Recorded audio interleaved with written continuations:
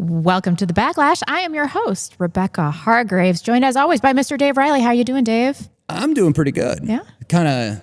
A little hungover there? Get a little over my hangover. Just a bit? We had a big parish, like 2 back-to-back parish picnics this weekend for the feast of St. Michael the Archangel. And we also had a Smoketoberfest at the Cigar Lounge. And so I bought 40 liters of Hofbrauhaus Oktoberfest special and drank 10 of it. Oh, yeah. I have it on good authority that everyone on this stream is wasted right now. Except for me, of course. I'm drinking coffee now. I'm That's good. good. Yeah, I'm good. up. I'm hanging out. You can find us on X at Real Backlash, our website, thebacklash.net. Support us on subscribestar.com/thebacklash, patreon.com/thebacklash. Send your super chats that will be read live at the end of our show and questions to our guests. Thebacklash.net/super chat. Follow us on YouTube at Real Backlash. Follow us on Rumble, Backlash Pod. Backlash Podcast. I know where we are. IG, TikTok. Find all of our links on our website. Under the About section. Yeah, everything should be there. Link. Thank you so much for joining us today. A quick thanks to our sponsors, Atlas Bullion, premier dealer of gold and silver, Idaho Tallow, skincare without endocrine disruptors, Antelope Hill, the people that will publish literally anything. Thank you so much. And without further ado, this is the stream. This is the guest segment that I have been most excited. I was so excited last night I could barely sleep. It's like Christmas. I fell asleep watching Reels at 8 p.m. This is what being a parent is like. I'm so excited. No, I'm kidding. This is going to be great. Mr. Adam Green, welcome. And muted. Oh, no, he's muted. What happened? All right. There we go. All right. We're fixed. What's up, guys? Good to be here. Thanks for having me. What's up, Dave and Blonde and Devon? Thanks for joining us. And Mr. Devon Stack. How's it going? We had a little Twitter space a few weeks ago with both of you fellas in it. And it was so fun and entertaining that I was like, let's recreate that space. Nice. In a more controlled environment. A little less chaotic. Although Adam has told me that this will not be contentious, unfortunately. Really? Yeah, I know. Okay. All right. They said, really? Well, to clarify, I said, I'm not going to try to be contentious. It might happen. That's no good. I want everybody on their worst behavior. All right. Please. Can do. Let's just get right into it because I watched your debate with E. Michael Jones yesterday, Adam. When was this? Is this like This was like 5 years ago. 4 was years ago. 5 It was a years long time ago. Okay, because I watched it. I watched it. Somebody that had just uploaded it on YouTube, and so I thought that this was very recent. Well, this changes everything. Wasn't it? Didn't you do this back when I was working for E. Michael Jones? Yeah. Yeah. Oh, so that good would have Lord. been a long time ago. I thought this was like 6 months ago. Ancient lore. Okay, I had never seen it before. I hadn't. It was painful to watch. Yeah. He doesn't do well. He doesn't do well in a debate setting. He really does not. You brought up a lot of good points. I would like to act like this is a 2-on-2 debate, but I'm openly questioning my very weak Catholic faith at this point in time. Yeah. So I can't really be in your camp, Dave. So this is a 3-on-1 dog pile. 3-on-1. 3-on-1 dog pile. I can help with the backlash. Dave's really going to get some backlash from this. I brought my crucifix. I am girded with the armor of faith. We are ready to rock and roll. Well, I've also got my, my special books here, like Mein Kampf. That's a fancy cover. That's getting clipped. Yeah, this is the old Mannheim translation. Oh. But anyway. Well, in the wake of Charlie Kirk's memorial, which was a terrible spectacle, and I hated every moment of it, there has been this online debate about Christian forgiveness, about the utility of an evangelical awakening, which I think is worthless. And so I think that would be an excellent topic of discussion for all of us. So let's dive right in. Let's go Adam, Black-pilled Dave. How about that? Okay. On how Christian forgiveness weakens or strengthens us, and if Erica Kirk's brand of forgiveness is appropriate in a Catholic setting. How about that? Okay, here we go. I saw a lot of people saying that they were disgusted by her coming out and forgiving the shooter right away. I feel like anybody telling you that you should love your enemy and forgive your enemy and pray for those who persecute you, like to be created by your enemy, is kind of the way I view that. But I think I saw just the other this new Charlie Kirk replacement guy that's blown up on the internet the other day. The gay guy. Yeah, he put out a tweet as well after this latest church attack, and he talked about forgiveness right away. I think it just sends a bad message to everybody of like complacency and not doing anything and being pacifist and being pushed around. People that love their enemy and are so willing to forgive immediately are just asking to be exploited and take advantage of. I can't argue with that. That's my position. How about you, Devon? I think the one of the reasons why it doesn't work out is in a well, first of all, it's not even just we're talking internationally with some of these issues, but like even within our country, it's the demographics are so jostled around and mixed up. I think the intended response to this quick forgiveness is that it's going to appear as if you are, you're displaying gravitas. It's going to be something that's going to be respected by your enemies, and so they'll return in kind. The attitude that you're or the olive branch that you're extending to them, and that's just not the way low trust society individuals view that. They view it as weakness. They see, oh, look at this guy. I can abuse him, and he never fights back. He's forgiving me. Oh, holy shit! Like we can steal his car. He's going to forgive me, so we can come back tomorrow and steal his truck or his bike or whatever. And so you just end up being a mark. You end up being a sucker. And so this whole tradition of turn the other cheek and forgive your enemies, and somehow that's going to make you the bigger man, or that's going to make you the better person. It just turns you into a pussy. It turns you into a pussy that gets walked all over. And that's unfortunately, that's kind of what's happened. White people are basically pussies. They get walked all over. And I'm not saying that's the only reason why that's happening, but that philosophy is 100 or not 100% what is the the origin of this, but I would say it's super influential. Like, because you have white Christians who are very, very willing to turn the other cheek, and if someone asks you for your what's the saying? If someone asks you for this, then give them this too. Give them your shirt off your back. Yeah. Right. So that sort of a thing. And it's just like, again, that works if everyone's playing by those rules, but not everyone's playing by those rules. So you just get abused and exploited. Right. I've heard Dave mention that we did historically support things like the Crusades, but modern Christendom is not as it used to be. Right. Defend yourself. Well, I mean, I don't have to I'm not defending Christian Zionism, okay? I mean, what has happened to Christianity in America is frankly very similar to what happened to Christianity in Germany in the turn of the century during the Weimar Republic period. There's something that happens called Judaizing, where Jews get involved in Christian churches and then they start subverting and undermining and changing the doctrines of the faith to lend them favor and to put the native populations at a marked disadvantage.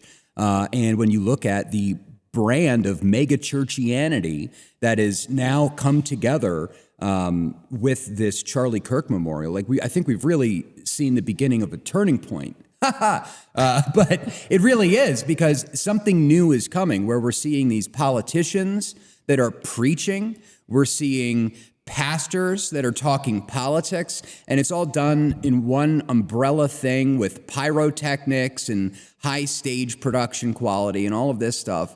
And it's, in my opinion, it isn't even Christianity. It's a cheap form of entertainment. Mm-hmm. It is a form of this opiate for the masses. It has nothing to do with the historical, traditional versions of Christianity. And again, like women being in charge, women getting up on stage, lecturing men, your wife is not your slave, blah, blah. And it's like, what are we doing here? Yeah. This is ridiculous. But as far as the forgiving your enemies and turning the other cheek and all that, you can forgive somebody without forgetting. You can forgive somebody and send them off to face the death penalty.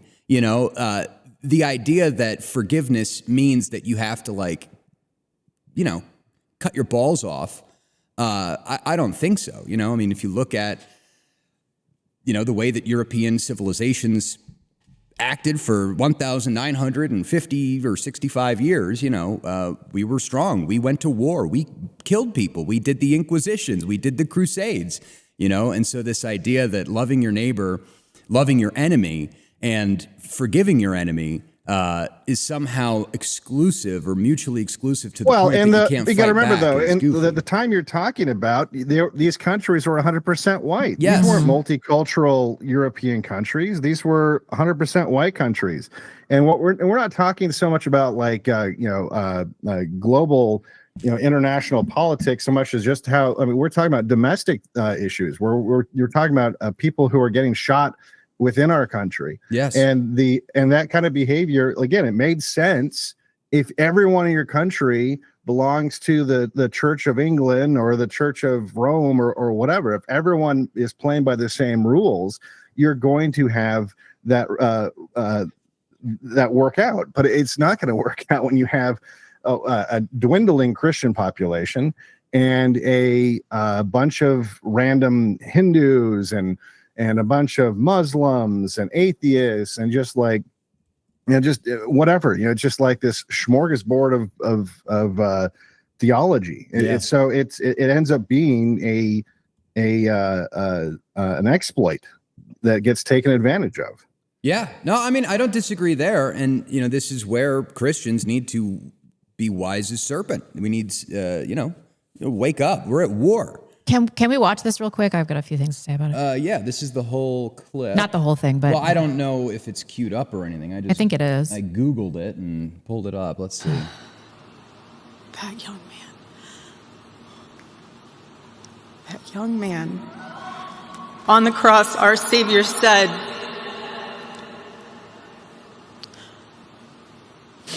"Father, forgive them, for they not know what they do." How did she mess that up? She messed it up.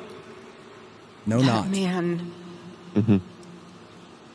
That young man. I don't think I've seen this version. Seriously? This is I it? forgive him. I don't know.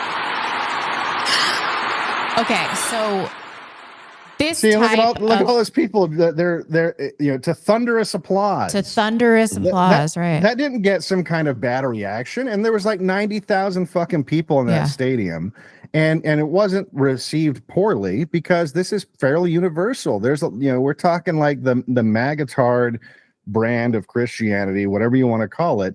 But I guarantee you there was Catholics in there, there were Mormons in there were, evangelicals, Baptists, whatever.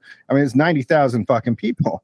And I think it was generally well received. And in fact, even when people were initially, responding poorly on the internet to those comments, even people on the right were like getting, pushback, or Christians, this is what we have to do.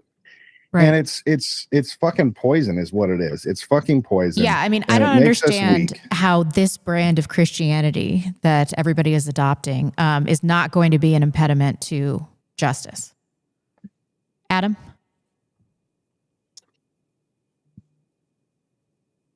Forgive them, Father, for they know not what they do. And this guy did know what he was doing. Absolutely, yeah. Right. These people do things knowing what they're doing, and he didn't even apologize or show any type of repentance to come out right away like it's a virtue to forgive somebody that just blew off your husband. Teaches everybody to be pushovers, and this is very interesting. You guys are like this. There's an ancient Jewish book called Total Yeshu. It's the secret life of Jesus, and it's kind of like a polemic against the Gospels. And in it, they talk about these two teachings of Jesus, and they mock them and place them into the context that it says in a Jew and a Christian. That's the context that they put this in. Okay, it says, so the Christians commanded that you no longer ill-treat any of the Jews, but if a Jew said to a Christian, go with me 1 mile, let him go with him 2 miles. And they put it in the context of a Christian to a Jew. And if a Jew strikes a Christian on his left cheek, let him turn it to the right also. Because in this world, they may have their reward, the person that takes advantage of you, right? But in the world to come, they will be punished. So they're going to get theirs in heaven. And this reminds me of the story in the Bible when Jesus is being arrested and he says, put your sword back in its place. And he says that, his kingdom is not of this world. Don't fight the Jews against his arrest because the kingdom is not of this world. So it teaches you to forfeit this world for treasures in heaven by forgiving. And I love how Trump, by the way, like publicly in front of so many people on such a big stage, denied one of the core teachings of Jesus and said, no, he doesn't like to love his enemy. He hates his enemy and he wants to destroy his enemy. And very Jewish of him. very, very Jewish, or even pagan, to get vengeance and justice and those types. And I'll tell you, I like vengeance, and that's the other thing too. Is I hear from Christians all the time. They say stuff like, "Vengeance is the Lord's. You shouldn't try to get vengeance ever. That's not for you, goy. That's for only God can get vengeance." And it's like, no, fuck that. I want vengeance, and I'm going to get vengeance. Well, vengeance is a tool. Do you really want vengeance, though, or you want justice? Yes, you want justice, right? You want the guy that killed whoever, right? You want people that murder people in the subway, cut their throats. You want them to be put up against a wall because it's wrong to murder people, and we should have like standards in society. Like, don't we want justice? And the problem is that when justice isn't dealt out by the state, that's when you get vigilante justice. Yeah, but sometimes, you know what? Vengeance. Sometimes if someone hurts me, I want to hurt them twice as bad. It's not just justice. I want to hurt them so bad that everyone around, I'm not just sending a message to them like, hey, if you do that, eye for an eye, I'll do it back to you. No, I want to send a message to everyone around them and people like them that, oh, don't fuck with that guy. Based. Yeah, I can't disagree with that at all. And if what Adam is saying is true, then why should we even seek justice in this world? I mean, we have this strong desire that's innate to humanity to seek justice, to even seek revenge. Like, why does that exist within us if we're not supposed to do that on this earth? Well, and not only that, but it's like if we were to take this like, oh, vengeance is the Lord's, turn the other cheek or whatever. Why even have prisons? Why even have courts? You know, let God's going to be the one that sorts it all out anyway. So why have anything? You know, it doesn't make any sense, the extreme that they're taking this to. And look, I get it. I kind of get it. I understand that, you know, you don't want people holding grudges forever and you know, turning their whole life into like this vendetta against another group or another person or whatever. And it's better to move on sometimes. And I get it, but it's just like, stop being such pussies. Like, everyone's just being a bunch of fucking pussies. Like, white people are getting pushed around, shoved around, and it's embarrassing. And I don't mean just like metaphorically, they're physically getting pushed around and shoved around, and it's embarrassing. Mm-hmm. And it's time for people to start fighting back.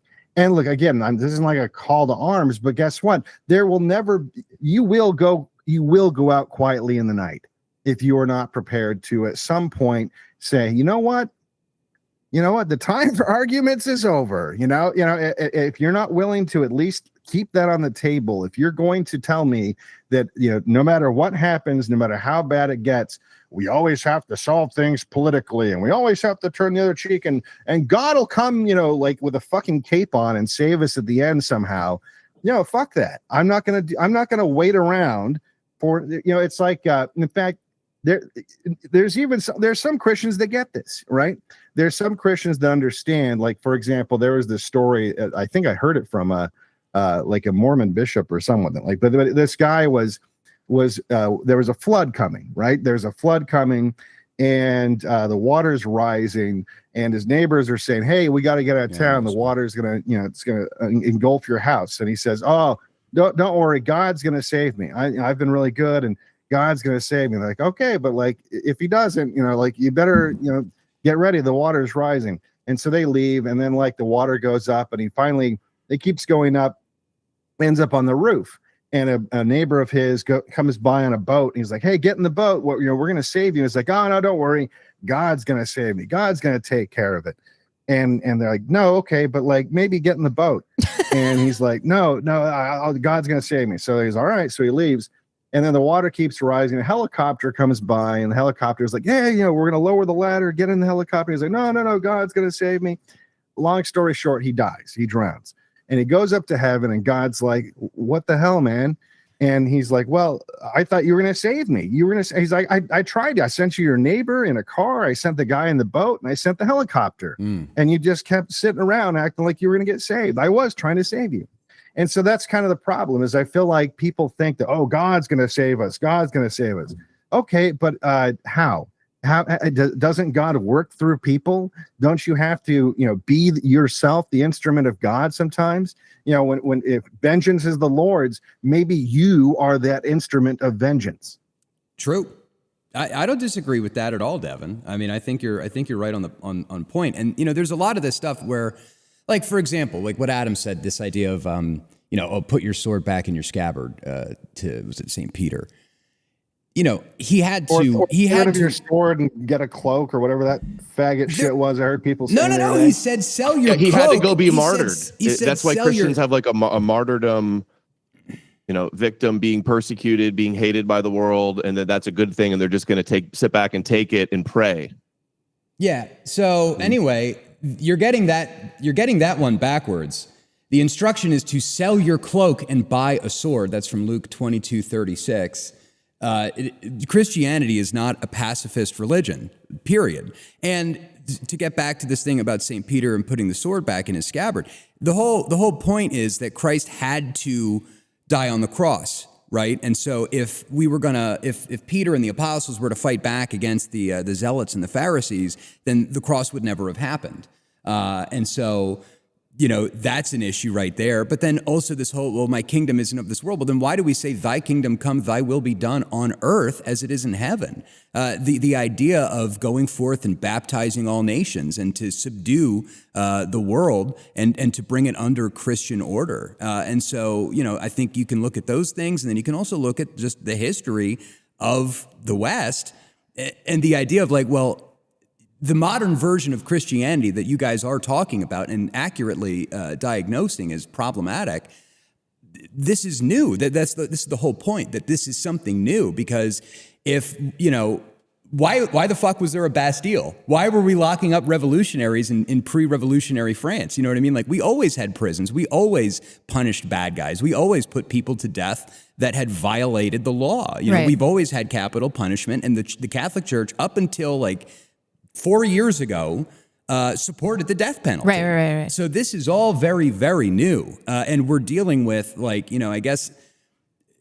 you know, I would say that there's a remnant of people that have the actual faith, that Yeah, have the but that's the Christian problem. faith, and that the vast majority of Christianity has been Yeah, subverted. but remnants don't control organizations. Exactly. And after this Erica Kirk thing, everybody was saying, you know, this is a wonderful thing because the gospel's being preached to millions of people. I would argue that this is considerably worse than a bunch of atheists seeking vengeance for our society, because it's the pacifism. It's the new Christian evangelical pacifism that is absolutely poisonous to any spirit of revolt that we may have as white people. Yeah, and that's to say nothing of Jewish supremacy and the fact that these people worship Jews. I'm sure. Did you guys see this clip? I don't have it up. Let me try to pull it up. There was like, what was it? Let's check in on the evangelicals. Let's see if it pops up. There was this clip going around over the weekend with a bunch of these Christian Zionists, like all like holding their hands up with a giant Israel flag on the projector, and they're all like swaying back and forth, literally worshiping the Star of Right. Remphan, you know, and like bowing down before the flag of the state of Israel, you know, like, hello, we've got a problem here. But, you know, again, I think that the main thing that I would take issue with Adam is like defining the term Christian, because it's like you'll say Christian or, you know, whatever, and Anglicanism, Lutheranism, evangelical Christian Zionism, Catholicism, modern Catholicism, post-Vatican II, and traditional Catholicism all get wrapped up into one thing as if it's the same thing, where I think that there are, in fact, distinctions with a difference between these sects. You following me? Let me see if I can get this clip up. But I don't know if you guys have anything to add to that. Yeah, there's some minor distinctions between them, but I'm not just criticizing, you know, one specific sect. Basically, since the inception, I don't differentiate. It's what the Bible says. It's what the church has traditionally been, besides some of the schisms. So it's not just, although I can criticize some sects more or less, or cause more harm in the world. Devon, you were raised Mormon. What do you think? Well, here's the thing: is I don't see a whole lot of differences, and you know, I think the differences that exist are basically, it's like dogmatic stuff. It's you know, change, you know, differences in ritual and stuff like that. And in fact, one of the reasons why it's kind of annoying, every faction of Christianity thinks they're the only true one, everyone else is wrong. And some of them, they make that part of their religion is everyone else is wrong. You're all going to hell but me. And I've never understood that. Mormons aren't like that. Mormons are just kind of like, oh no, you know, Catholics are different, and you know, these guys are different, but you know, whatever. It's not a big deal. And while it'd be better if they were Mormon, you know, they're not going to hell because they're, you know, Catholic. But then I would know like in high school, for example, I knew like all these evangelicals that would like on a regular basis tell me how I was going to hell all the time. And so it doesn't even have, even though like you're kind of on the same page in terms of values, and just because you disagree about some, you know, like basically really it doesn't really matter type stuff, like whether, you know, like in the weeds kind of you know, details about you know, some of the stories or interpretations in the Bible. Ultimately, you know, when I had friends in high school that were all Catholics, we kind of agreed on like everything, you know, like and when it came to like real life application of this theology, like we pretty much agreed politically on everything, socially on everything.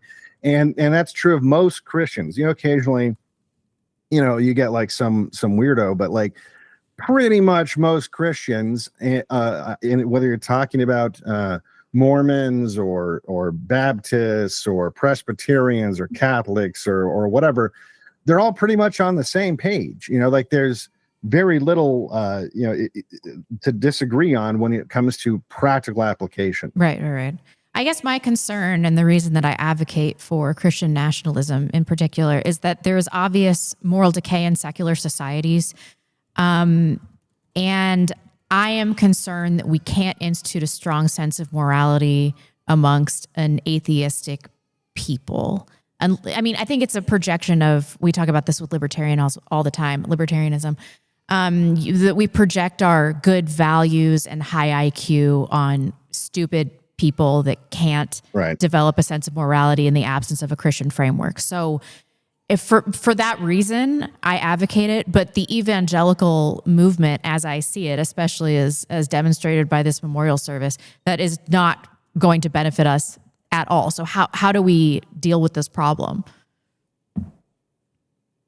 Well, one thing I look at it as, it's like, if you think about it, let's say you're a systems administrator at a large corporation that's been around a long time, and they've been using the same software package for like 40 years, and they keep upgrading it and updating it and patching it to, every time they get, some kind of new feature that needs to be added, or some kind of new technology that needs to be accommodated for, or, some kind of new internet connection or whatever.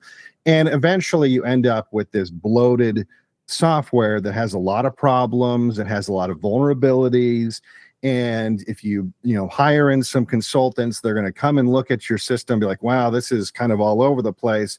It'd be way easier if you were just to wipe all this out and install like this new OS or this new version of the software that's been built from scratch. It doesn't have all these like ad hoc additions to it, and everything would run a million times smoother.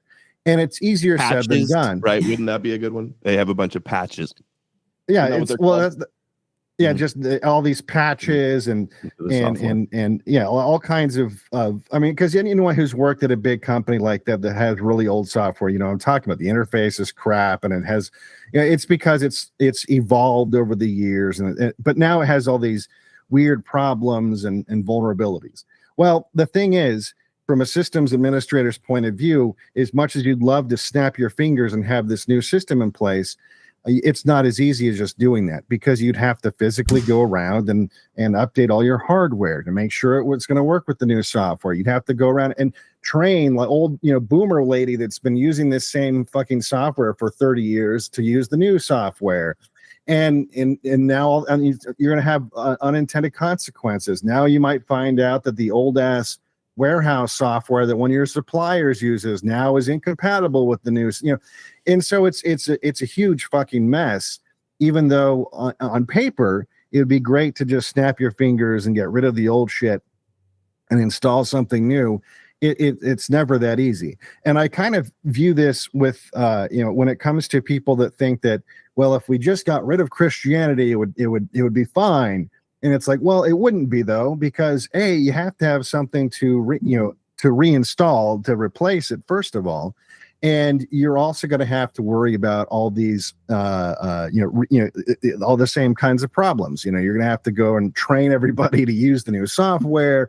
And it's going to it would take, like centuries really to get it up and running and to patch all the problems that would emerge in this new software, like all these unintended exploits and 0 days that would be released, and you'd be getting hacked from here and there and everywhere. And so it's, because religion basically is software. It's basically software that's been installed, and it does, just like software, have vulnerabilities. And so it's I don't know. I think that as Rebecca said, some people need this software more than others. There are some people that can't necessarily intellectualize complex values and morality, and they need to just have some story, some easy to understand, easy to comprehend parable that kind of wraps it all up in this nice little package, and or if they don't have the ability to comprehend why a certain value or certain kind of morality is important and why it's better. Sometimes it is just better for them to want to adhere to it because they think God wants them to. Right. And like that, they don't need an explanation, you know? Yeah. Adam, do you want to get in there? Yeah, I like the computer analogy, but I would say who developed this software and then who installed it amongst European people. And Christianity is a spinoff of Judaism and was started by Jewish Messianic movement. But I think we could slowly, this is not ever going to happen like an overnight thing, but I think slowly, especially with the way the demographic trajectories are already going of how many people are Christians, we could keep the values and the morality that we like and then scratch the rest without the superstition, without ever acknowledging a chosen people or the God of Israel. And that could be one of the solutions. But it is true with what Blon and Devon are saying about how some people do need, and this is what even the Greeks, Plato talked about, the noble lie is required to kind of keep a society functioning, where there's a foundational myth that the masses believe in and take literally and think it's historical, to have a functioning society and how powerful those myths are. So it is true, people do learn with myths and the lessons from them, and stories is how they understand concepts like the software that he's talking about. But it is also a concern. It is true that especially amongst former Christians leads to like liberalism. A lot of the most extreme atheists out there that are like super pro LGBTQ and diversity and all of that, a lot of them are former Christians that have taken the Christian morality to an extreme of the other side and almost trying to outdo the Christians, right? So I think just heading in a direction that has less people believing in the magical aspects of Judaism and Christianity, and just keeping the values and the morals that we like and we can agree on. My issue with Catholicism is the element of universalism. And even, my precious Nick Fuentes has I found it. I finally found it. I found it. Here we go. This is what I was talking about. This is the... Look at this. Bro. Right, but not What to am I be supposed that to do about guy. this? But here's what you got to understand. What's the origin of that? Why wouldn't they be like that? Think of it this way. They worship a God who decided when he went to earth, he was going to be a Jew. What? That's no, you can't talk your way out of that. Like they worship a God who, when he decided to be on earth, out of all the races he could have been black, he could have been white, he could have been Aboriginal, he decided to be a Jew. Yeah, because it's tragic. Well, it doesn't matter why he decided to be a Jew. Because it's like poetry, it's tragedy. It's like he goes into this group of that's people. Your interpretation, but it doesn't matter. You can understand how other people would interpret that as like, oh, there must be something special about Jews if God wanted to be one. But also, like, Jews back then and Jews today are two totally different things. Completely different religions. Not really. Yes, they are. They They're the same. They had a temple back then. They had blood sacrifice back then. They had a priesthood back then. They just sacrificed a red heifer the other day. Yeah. Yeah, they don't have a What are you temple. talking It's about? not, it's not efficacious. So if you didn't have a church, would Christianity not exist as it did? They didn't have churches 2,000 years ago. They met in people's homes. So now you have churches. It's not the same as ancient Christianity. It's about the sacrifice of the Mass. What are you talking about? The Old Testament sacrifice, as outlined, the blood sacrifice for the remission of sins, was carried on by the Catholic Church through the Mass, which is a representation of the death of Jesus Christ on the cross. Now, is that the Catholic Church where the first pope was also a Jew? He wasn't Jewish. He was Christian. That's the whole point. Peter wasn't Jewish? I'm talking about ethnically Jewish. What? Because I'm talking about ethnically Jewish. He was ethnically Jewish. But there's Jewish. a distinction And here. There's a observe it. distinction. Peter got scolded by Paul for refusing to eat with Gentiles. Peter couldn't even go talk to the centurion and go to the house of the centurion until he had a vision from God telling him it was okay. Right. So there is a distinction, not without a difference, between the Jewish religion and Jewish ethnicity, right? So in St. John, when in the Gospel of John, when John says that the Jews called for the death of Jesus Christ and they said, "Let his blood be on us and on our people," that does not, like, does that apply to Mary, Jesus' mother, Mary Magdalene, St. John, St. Peter, St. Paul? I mean, hello. There's clearly a distinction between Okay, Judaism but as a my religion point and is that you Judaism can as an see how ethnos. these evangelicals would think that there's something special not my fault. about the Jewish people and about the Jewish state, because they literally worship a God who, when he decided to come to earth, They don't worship a God. They worship the Jews. That's the whole point. They worship the Jews. They would tell you that they worship God. Jesus. Right. Well, they're wrong. Couldn't it be argued Okay. that Jesus See, but this is was sent what to I'm talking undermine about. Where you Judaism, have though? this is the frustrating thing, and I see you doing it a lot, Dave. Where you interpret other people's religions for them. Where you're like, oh, you're not really Christian. You don't really blah blah blah. And other Christians do that. It's really fucking annoying when I like as a Mormon growing up. That's the kind of stupid shit that I would see evangelicals doing all the time. Like, you're not really Christian. It's like, fuck you. Like, it's literally called the Church of Jesus Christ of Latter-day Saints. When I pray, like I say, in the name of Jesus Christ, amen. Like, but I'm not Christian because of some stupid dogmatic faggot shit. You know, and it's like, you don't get to interpret their religion for them. They believe that they're worshiping God. And in their interpretation, that God decided to be a Jew when he came to earth. And there's something special about that to them. And it's easy. It's not hard. It's easy to see why they would interpret it that way.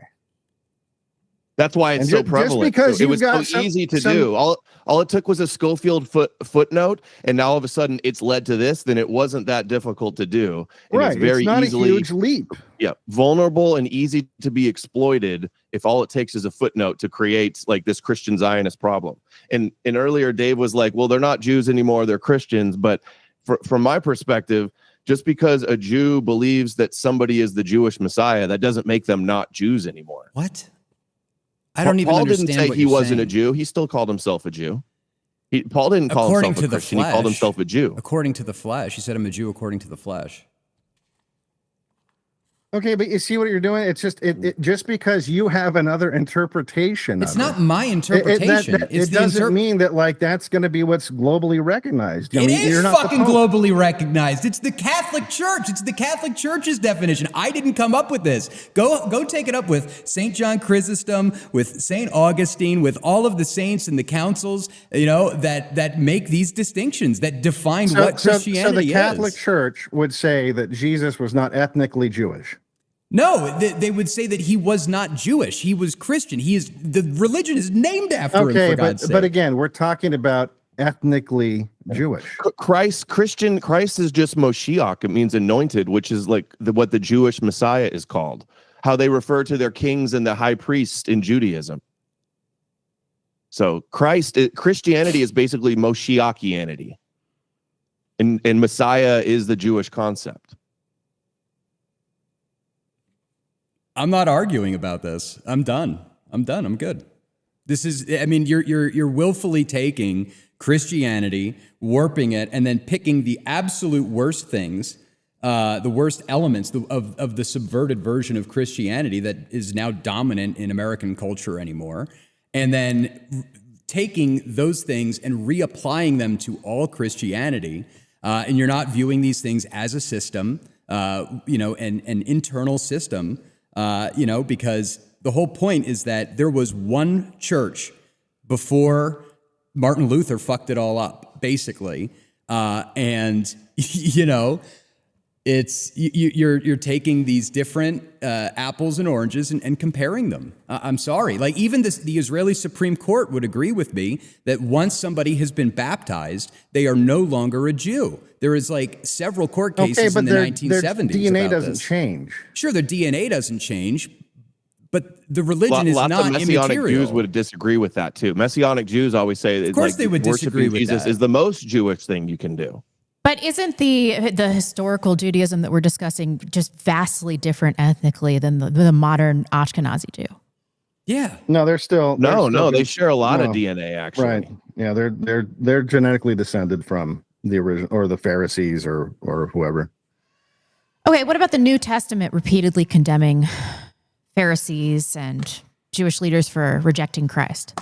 Right. No, I'm not. I think Adam and I have different points we're making here. My point is, ethnically, we're talking about the actual, racially, let me put it that way, racially, when God decided to come, or, when, the reason why these evangelicals think there's something special about the Jewish state, which is an ethno state for Jewish people, the reason why they see this as, that they're the chosen people. There's certainly a religious component to it, but my point was, if the God they worship, out of anyone that he could have been Aboriginal, he could have been black, he could have been German, he could have been, whatever.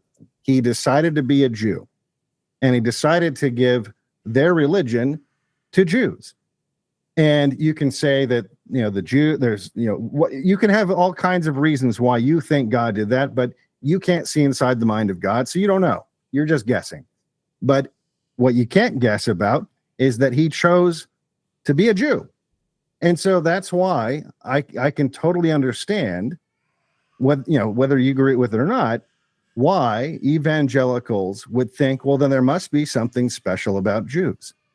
Now, again, Adam has another point that he's making, but my point is, that's why I think that there is a racial issue, really, when it comes to evangelicals ever trying to be pro-white, because they don't, the God that they worship, they don't even see, really. I mean, if he was pro-white, he would have come down as a white guy. What? Well, there is a problem with universalism in Christianity, and we're seeing this. Do you think that we can accept racial differences in a way that EMJ cannot, and still be pro-white and Catholic? Who's this question? Not according to the Catholic Dave. Church, I would say. The Catholic the Church. majority of Wait, Catholic let's let Dave churches answer are this. Then What's the question? Do you think that we can still be pro-white and Catholic? Yeah. Why not? Because there's an element. There is an element of white, right? That is kind of like the product of the American melting pot and this like stripping away of ethnicity, ethnic traditions, and cultural differences, right? Like you're kind of put into this meat grinder with all these different people, and everything that makes each group of people unique is stripped away by the American system, by indoctrination, the movies, and all of this stuff. And on the other side of that, you do wind up being white. And what does white mean? It means like a deracinated person of European heritage with no culture, no roots, no tradition, right? So there is an element of white that is that, but at the same time, we're using white as an identifier of somebody of European heritage. And the Catholic Church and European heritage go together like butter and jam or whatever. I don't know. Peas in a pod, whatever. I don't know. I'm oil and water. No, not oil and water. Not oil and water. The exact opposite of it. Look at what it's led to today. What has Christianity led to today? Because it wasn't Christianity that subverted the European nations. It wasn't Christianity that brought in hordes of Muslims. It wasn't Christianity that is going around Catholic Church doing is like the hate number speech one laws. pro-immigration organizations in the world. Yeah, the Catholics worked hand in hand with the Jews all throughout the 20th century to make sure that the immigration floodgates were wide open. And every pope for like the last forever has been very pro-immigration. Since Vatican II. It doesn't matter though. Yeah, see, and there is an element of, and other Catholics do this too. I'm not picking on you. When they say, "Oh, ever since Vatican II, blah blah blah," you literally sound like the sovereign citizens. They're like, "Oh, actually, in 1855, they said that I don't need a license plate anymore." Well, guess what? The cop's still gonna punch out your fucking window and drag you out of the broken glass. Okay, he's still gonna arrest you, even if you're right. Even if there's like some weird, obscure reason why you don't have to pay income tax or whatever, you're still going to fucking jail. And so, even if it is because Vatican II, it doesn't matter. You're not in charge anymore. The Catholic Church, as it exists now, for all practical purposes, is pro-immigration. And so, unless there's some kind of magical way you can change it, just like the sovereign citizens, unless there's some kind of way the sovereign citizen can somehow change the universe and warp time and space in order so that he doesn't go to jail for not paying his income taxes, it doesn't fucking matter. A system, the purpose of a system is what it does. But it has been bastardized to a degree. Yeah, I'm not arguing that. I'm saying that it doesn't matter if it's been why it changed. Like I said, the sovereign citizen people, they could be right. They could be totally right that you're right that income tax is illegal and you don't need a license plate on your car and whatever. But again, you're still going to jail. It doesn't matter if you're right if you're still going to jail. And the same thing with the Catholic Church stuff. It's like you might be right. Vatican II might have been what fucked everything up or whatever, but it fucked everything up. You're not just, you can't, it's not like some life hack to know that Vatican II fucked everything up if everything's still fucked up. There's no mechanism to get rid of the post Vatican II Pope and kick them all out and get to restore it, right? There's no mechanism to do that. There is actually, because Vatican I was never actually properly closed because war broke out and the Pope got taken into captivity, so they never closed Vatican I. So if we ever did in the future get a Pope that wasn't like a crypto Jew, they could declare that Vatican II is in fact null and void. Well, and if I had wagons, if I had wheels, I'd be a wagon. Right. I'm just saying there is a mechanism. If we ever got a pope that was picked by the bad people that was a good pope, then magically he could undo what all the bad pope. It's like, come on. It's like, okay, well, if we got a white nationalist as president, he could rescind all of Obama's executive orders and say that and deport all the black people. It's like, so what? Like it's Fantasyland shit. Like that's not a practical way of looking at things. We have to deal with reality here. Yeah, but all of these things could be overhauled through force. Right. Those are practical But they have solutions. the power of force, though. Who is the more power of likely force? to Sorry, just Adam. condemn and throw any racial anti-Semitism out of Christianity and condemn it and not allow anybody to rise in their ranks that has that. And it's also this, like, to piggyback on what Devon said, it's the same thing we hear about the Christian Zionists in America. They're not real Christians. But they have the real power. They still have the real power. And especially with the Charlie Kirk thing, we're seeing Elon Musk is retweeting Erica Kirk and all of the MAGA influencers. The Judeo-Christians are more empowered ever with this Charlie Kirk revival. Everybody wants to live like Charlie Kirk, and he was the top Shabbos Goy pro-Israel conservative commentator.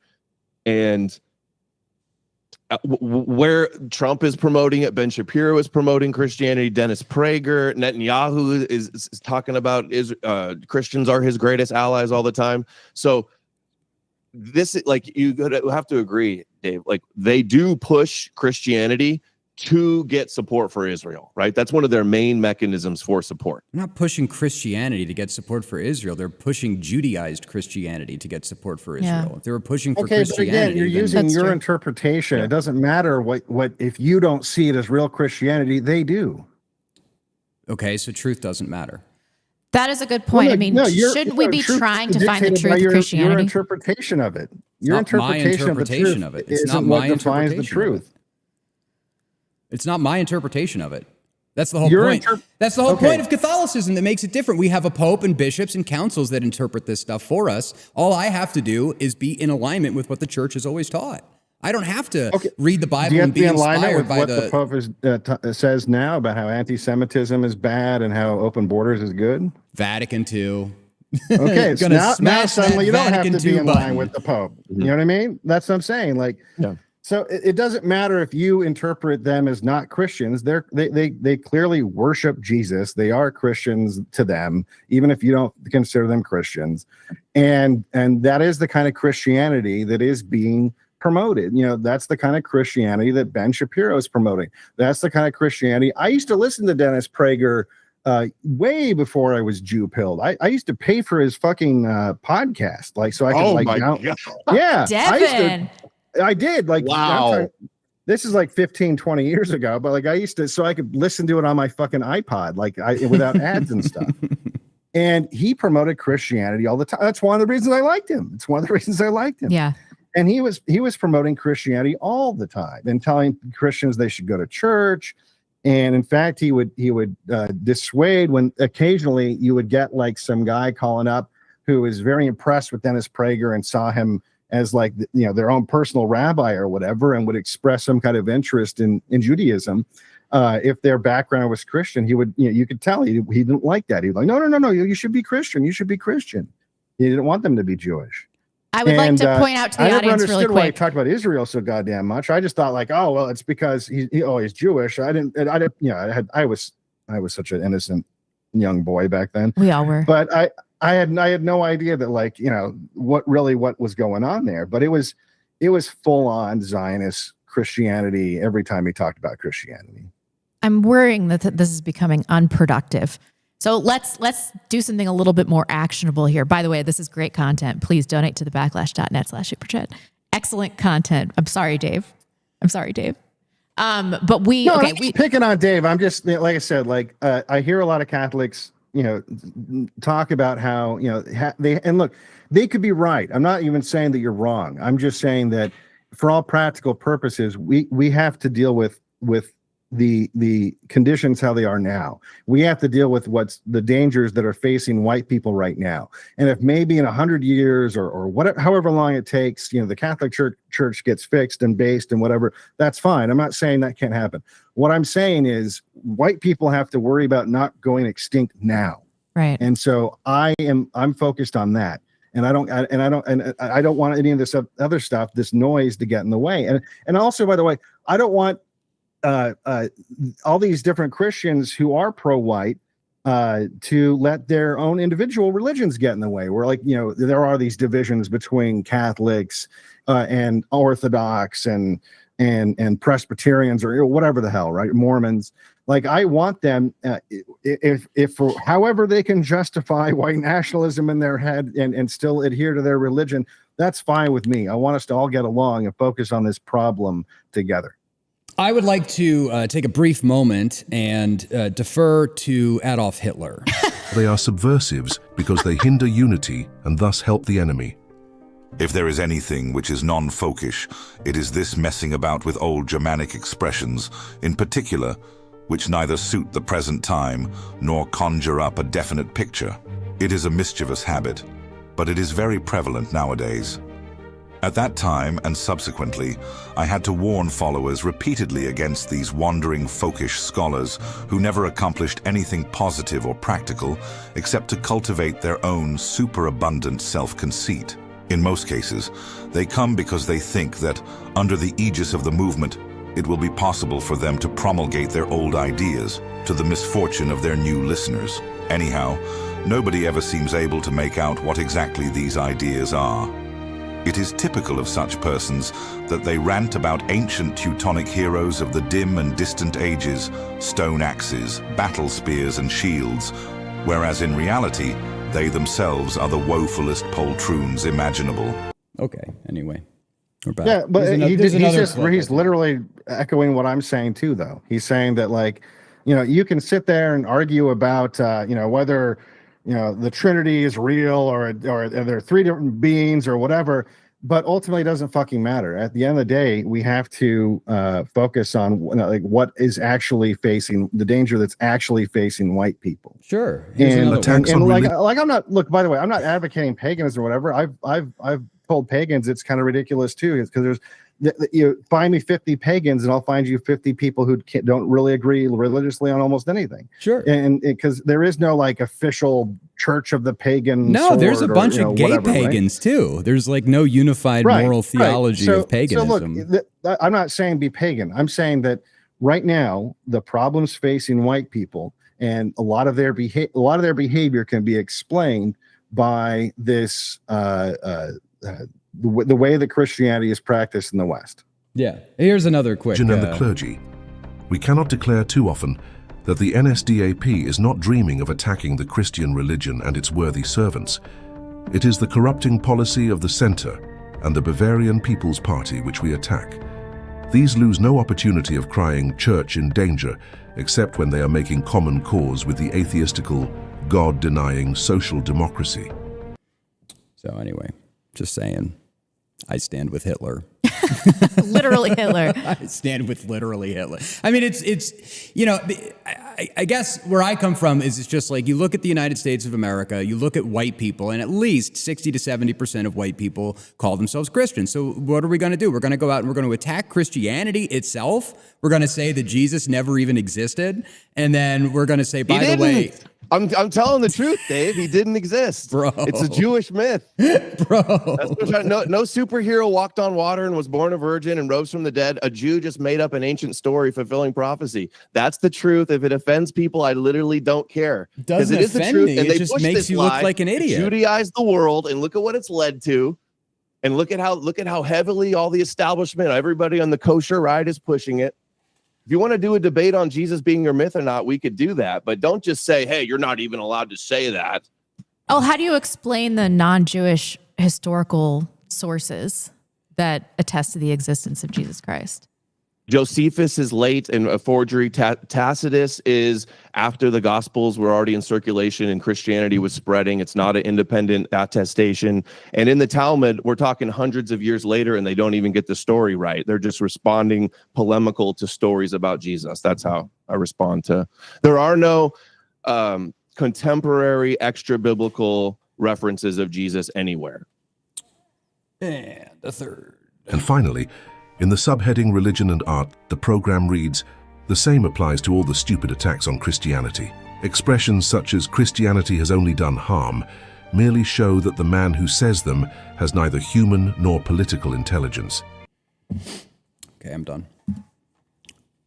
Sorry. When is that from? What is the source? That's point 4. What is the context? That's point 4 of the political party of the NSDAP. I've done a document, or not a documentary. I've done a stream where I just go over so many quotes. It's a great. This is a Hitler, great from many other people speaking against Christianity. Highly recommend this documentary. Christianity. Yeah. Oh, that's the trash. That's such Reich. a slop trash documentary made by a bunch of flat Earth kooks that are Christian identity and think they're the true Israelites that have spread so many lies that I'm Jewish and all this shit about me. That's trash, Dave. You're falling for slop. No, I'm not. Now here's something where we can get together. Dude, that's a joke. A bunch of flat Earthers made that, Dave. A bunch of retard coping Christians made that. So instead of like actually addressing the claims and the footnotes here, we're going to do ad hominem attacks on the people. Wait, it's power and he was trying to win an election. It's been and didn't unproductive want to turn the whole off all time. the Christians. Let's talk about what we should do about the Jews in Christianity. So in church, we used to pray for the conversion of the Jews. Are you Jewish, Adam? No. I'm just asking questions here. You know I'm not Jewish. I know Dave. you're not Jewish. You Christians are a bunch of coping liars, dude. Everybody in your live chat just calling me Jewish and over again. You worship the King of the Jews. You believe a religion that came from Judaism and Jews. Your religion teaches that salvation comes from the Jews. I'm white. My DNA's out there. I was raised Christian. Christians are a bunch of fucking liars. Now, at the end of the day, there was all something these guys here. call me Jewish. There was something here where we could come Jewish, together. Adam isn't Jewish. I've known him for like 8 years now. He's not Jewish. But there is something here where we can come together. And there was a tweet that came out recently from Representative Anna Paulina Luna, whore. But they're coming out here, and this thing has been going on for maybe the past 24, 36 hours. Elon Musk is getting in on it, all these different representatives, and they're saying, oh, look, the ADL has condemned Christian identity as hateful. But, you know, Christian identity is a unique thing. It's like saying Catholicism or Lutheranism. Christian identity has its own structure. They actually believe that, like, Europeans are the physical descendants of the lost tribes or whatever, that they don't need to be baptized to be saved. They're saved because they're white. It serves as the foundation for Richard Butler's Arianationism.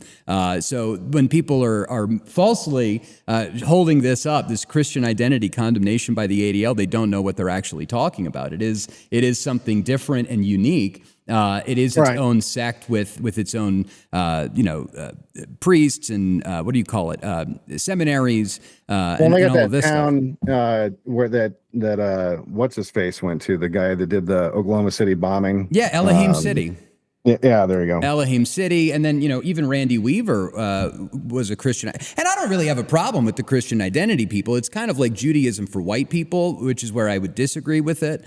Black Hebrew Israelites for white people. It's like Black Hebrew Israelites for white people. But it is really funny that all of these people are coming out now and like attacking the ADL on this. And it's like, you don't even know what you're talking about. I mean, it is maybe useful in some degree of like stirring up anti-ADL rhetoric and sentiment or whatever, but it is ahistorical, actually. I completely have lost control of this discussion. I've totally lost control of the discussion. We've been doing this for about an hour. We had a bunch of questions come in. We should answer some of these questions. All right.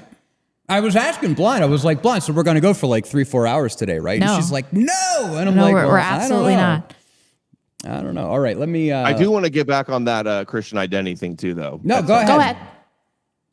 Yeah, Dave's totally right. Like they're all taking that completely out of context. You actually look at the ADL site or just Google what is Christian identity.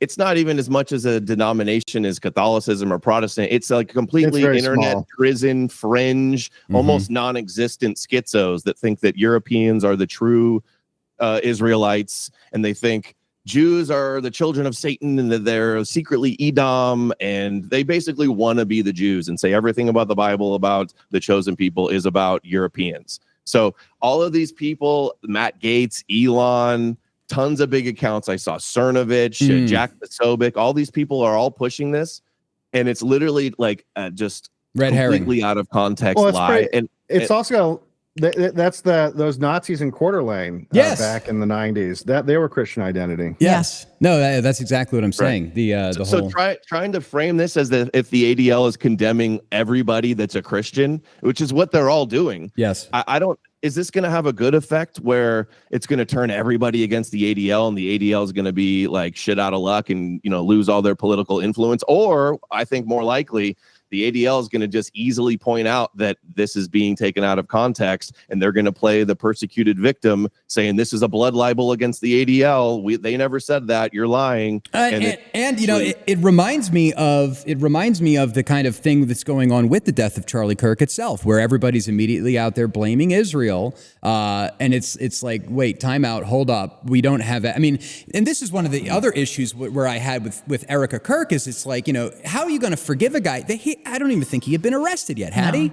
Yes. Or maybe he had been arrested, but it's like, where's the bullet? Where's the investigation? Where's and you're going to forgive him before he's even found guilty, for God's sakes, That's crazy. Anyway, we do have a super chat. I've got does entropy like freak out for you guys? Because every time I use entropy, it never works on Devon's stream. It like never works. Yeah, I have to refresh it all the time. So if you refresh it periodically, it doesn't fuck up. Okay. Or it doesn't fuck up as much. Got it. So we got a $50 super chat from James Rhodes saying, just supporting the best stream on the web, learn much from every show, appreciate how Cameron broadens the discussions, getting my devout Catholic, somewhat normie wife to watch as well now.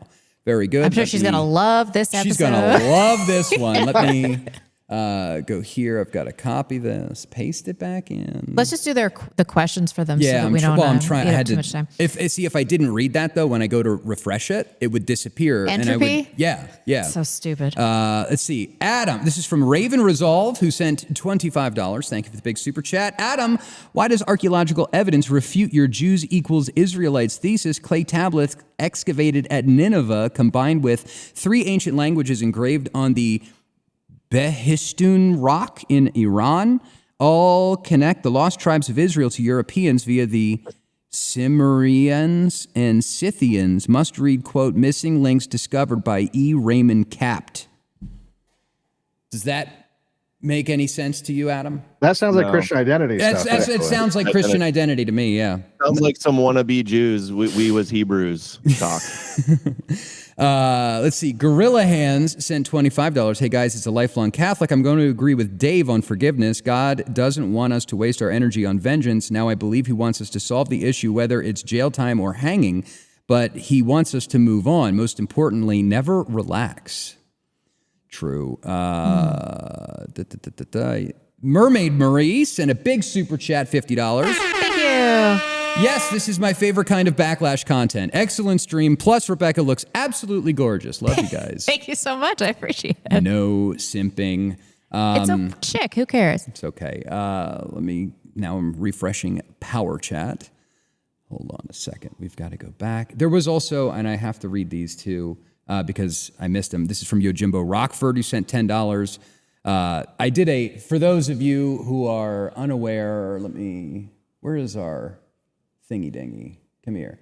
I did a solo stream a couple days ago exposing this local Christian Zionist church. I think it's worth listening to. I mean, I made it. But Yojimbo Rockford sent $10 while that was premiering, saying, I like the local gossip on North Idaho shenanigans. It's kind of quaint hearing the small town doings, except for all the, bad shit going on. And another $10. I remember when you asked Charlie Kirk how anal sex was going to help us win the culture war. It was about 3 or 4 months into watching the Backlash before I realized that was you. Yeah. That's how dumb-tarded I is. No, it was a long time ago. We love our people that retard max on this show. Yes. Retard maxing, absolutely allowed on the Backlash. Never did get an answer to that question. I never did, and I never will now. It's sad. Bill Biz sent $50. Thank you. Great to see Adam and Devon on the show. Thank you for the big super chat. It is great to have them on. Book Track Groove sent $10 on Rumble. Adam, have you read Judges chapters 19 through 21?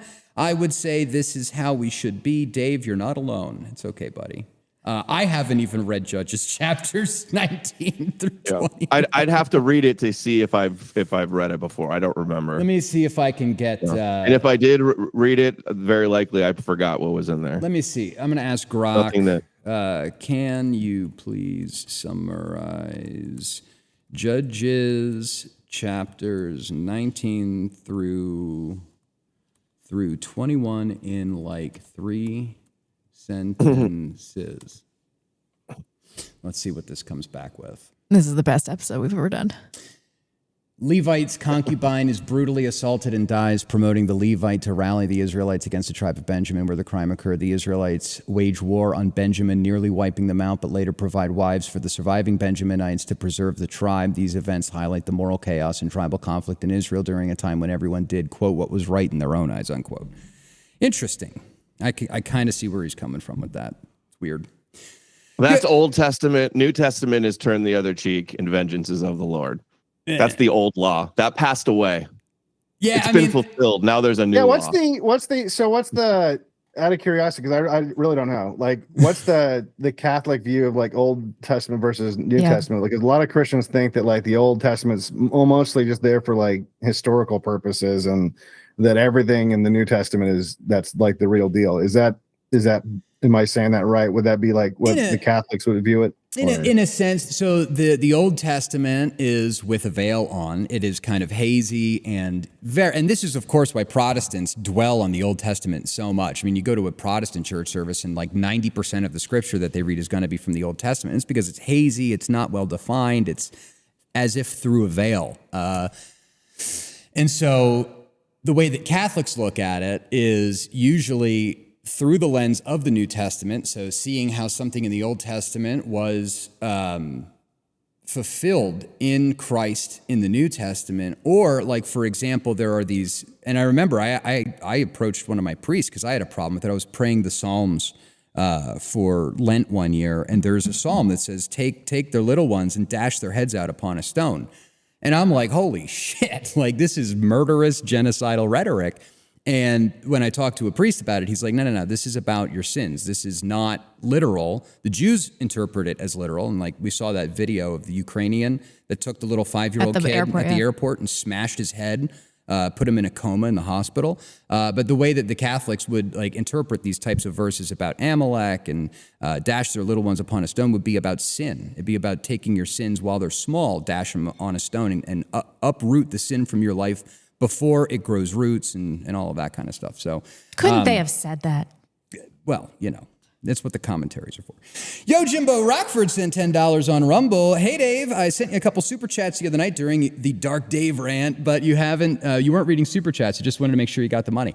We did, and we just read those. Thank you very much, Yo, Jimbo Rockford, for that. I'm going to be doing another, if you guys liked it, I'm going to be doing another one of those, less focused on just the one church, but on the subversion of Idaho through Christian Zionism. It was really good. It was good work. Thank you. I was sake in my glass. I was nervous. It's the first time I've ever done a solo stream like that. Oh, yeah. Yeah, I've been doing this for like 10 years, and it's the first time I've ever done the hardest kind of stream to do. Yep. Anonymous sent $10. My problem with Catholicism is that when white Protestants or pagans, quote, kill them all, God knows his own, unquote, is when the non-whites, gays, and Jews, it's we accept their differences and lead them to the light.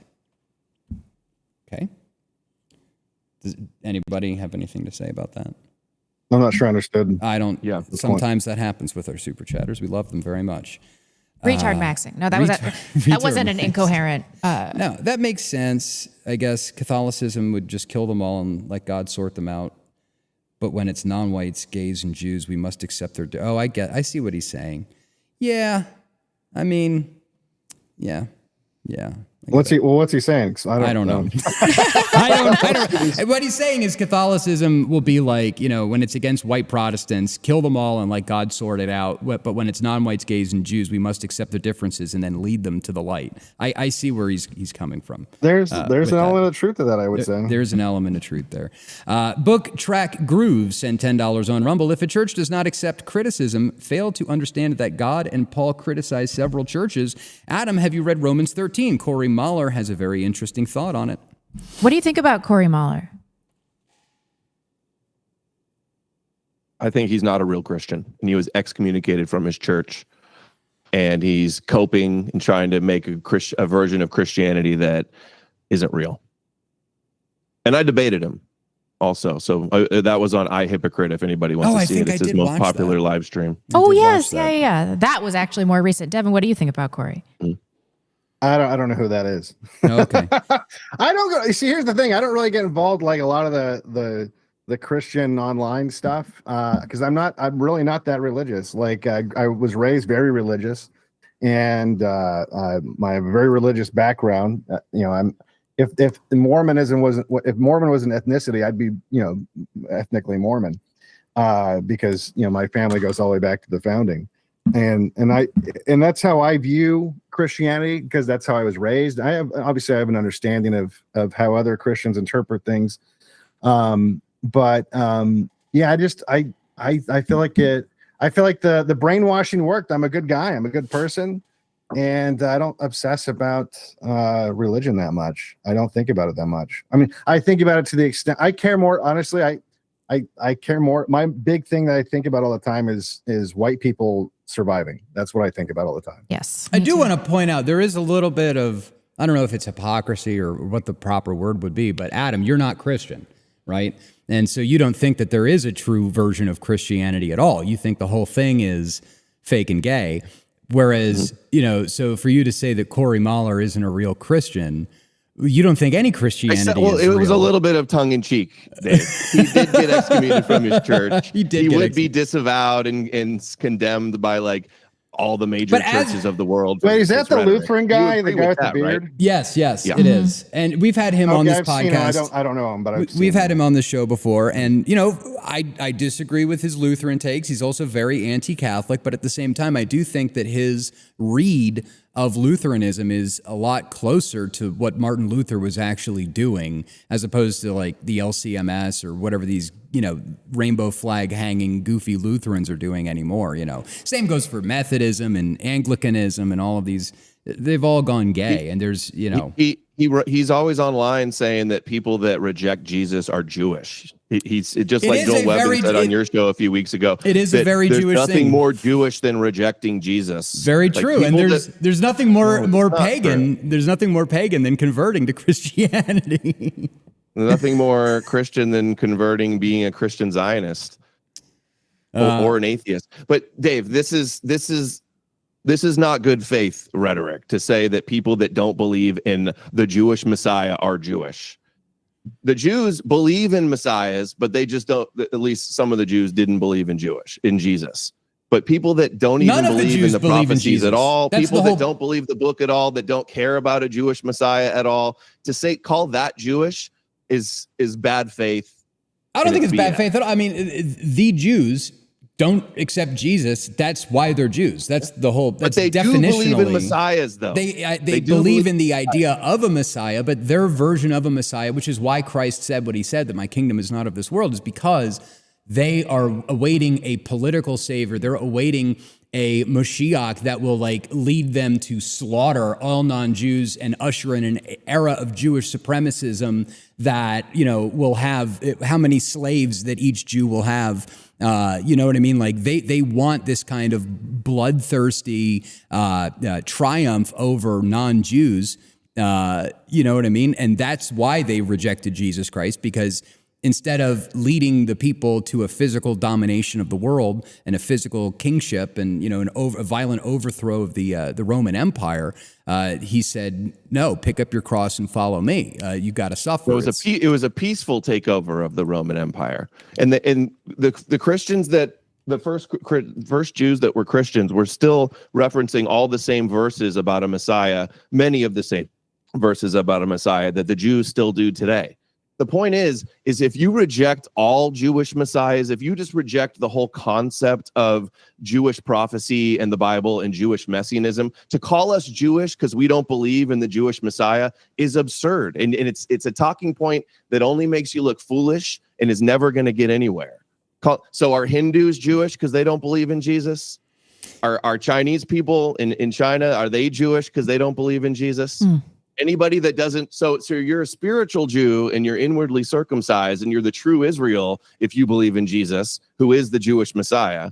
But if you don't believe in him, you're also Jewish. It's just like, if everybody's Jewish, then nobody's Jewish. And it's a silly thing to say.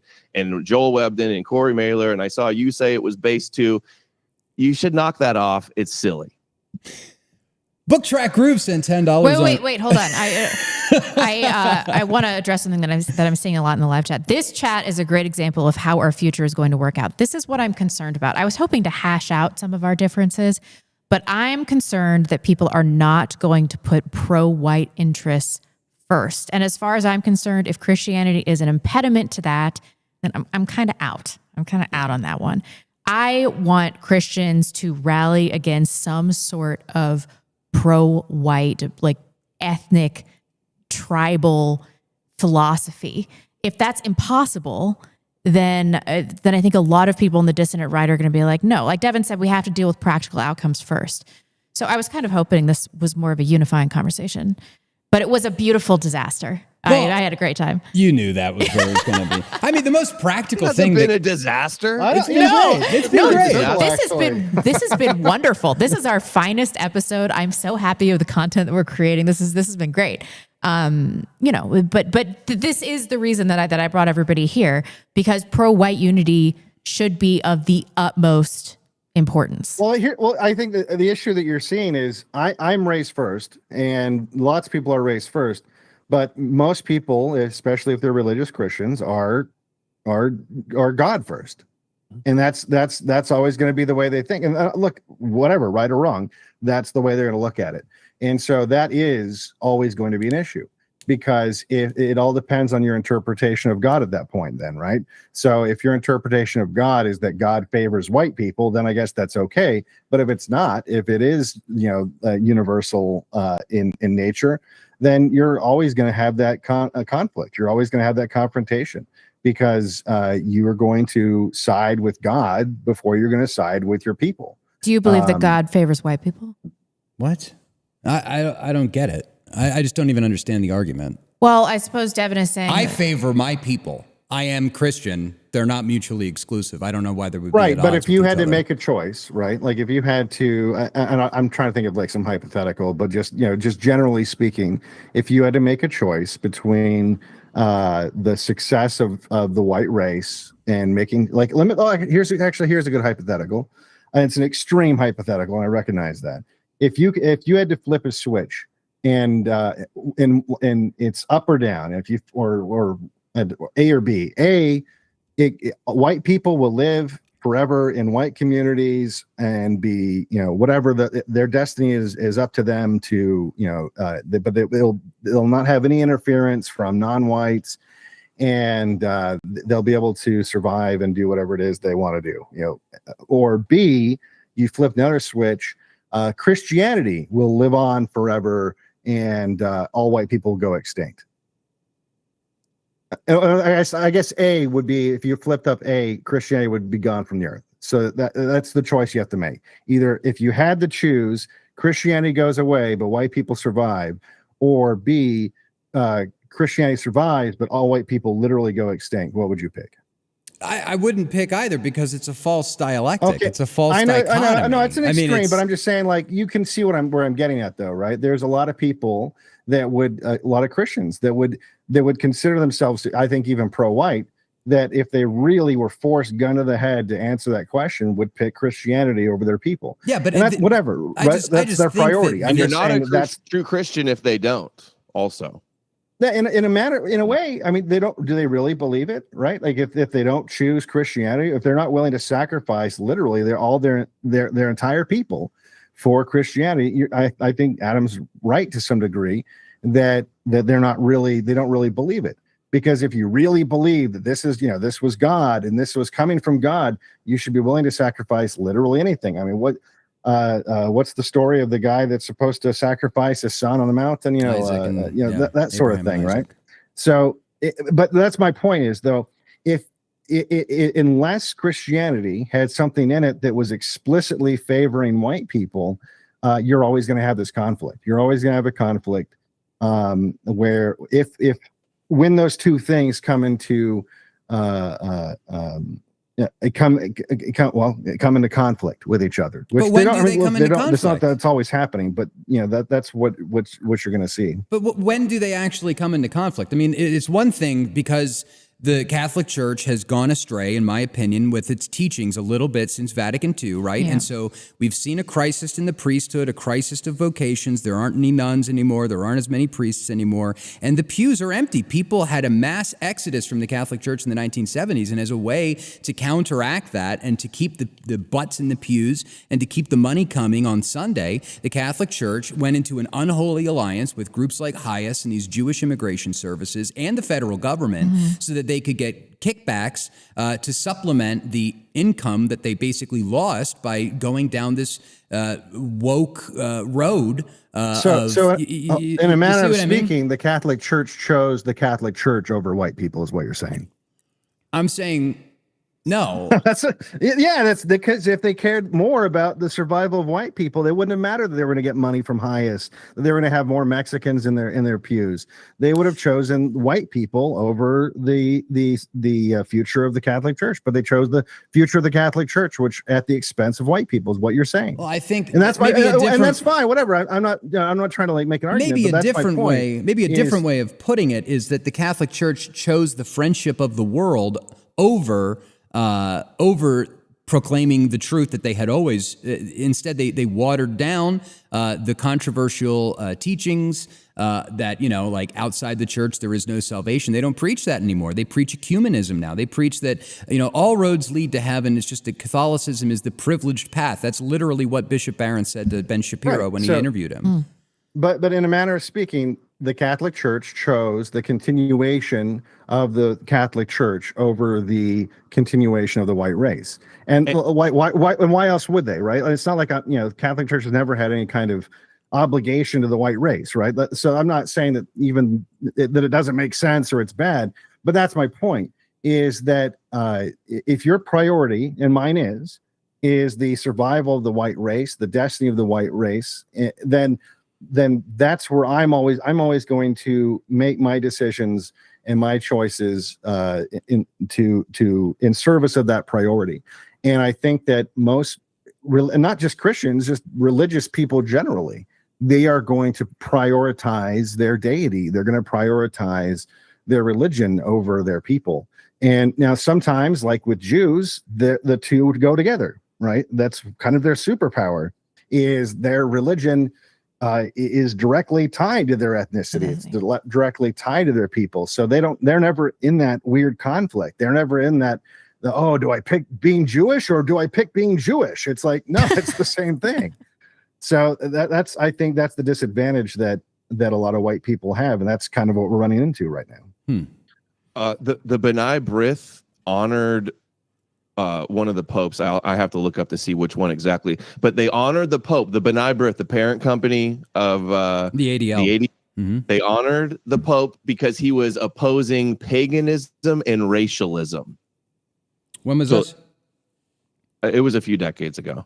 Oh, okay. So like I'm trying to look it up. John Paul II or exact details. What's his face? Was it Benedict? It doesn't matter.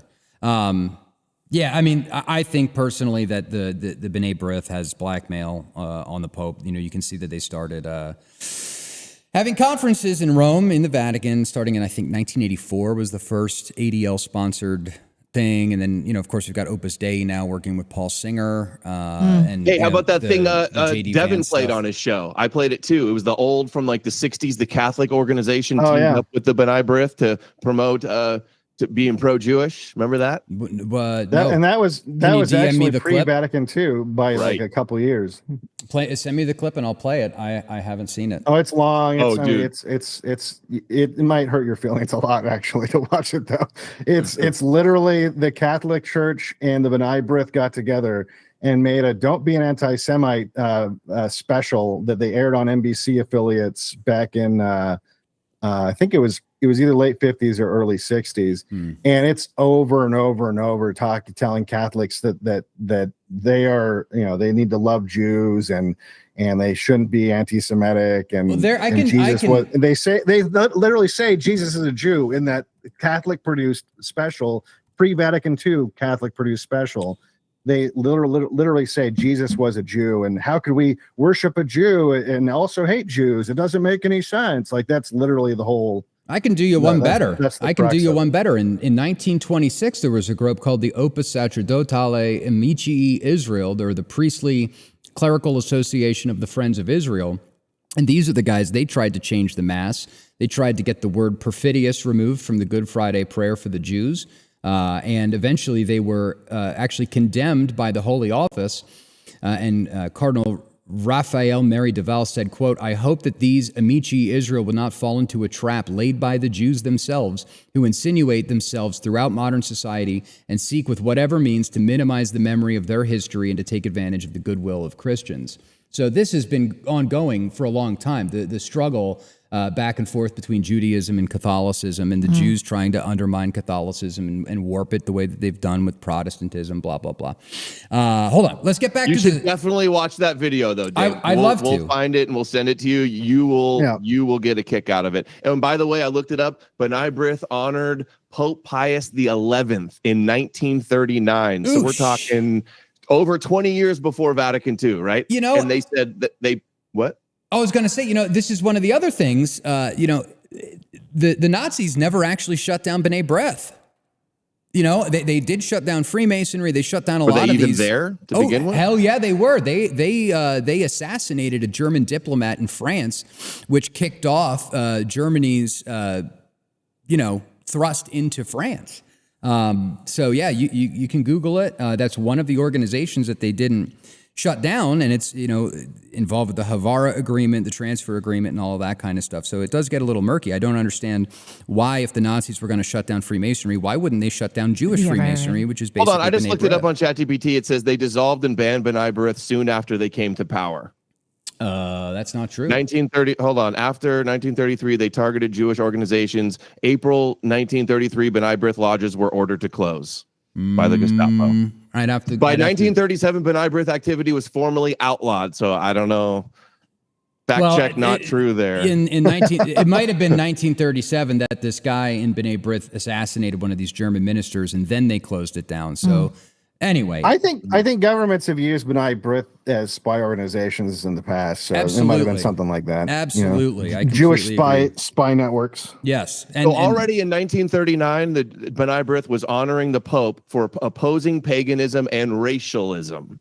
Like that should tell you a lot. There is so, you know, the Pope did write something called, was it Mit Brennen der Sorge, which was a condemnation of the kind of idolatry of race, the idolization of race, and I would agree with that. And was it Reformed? American Reform on Twitter has a lot of really good quotes about that kind of stuff. There is a kind of deification of race, and the church is opposed to that, but they are not like opposed to the white race as such.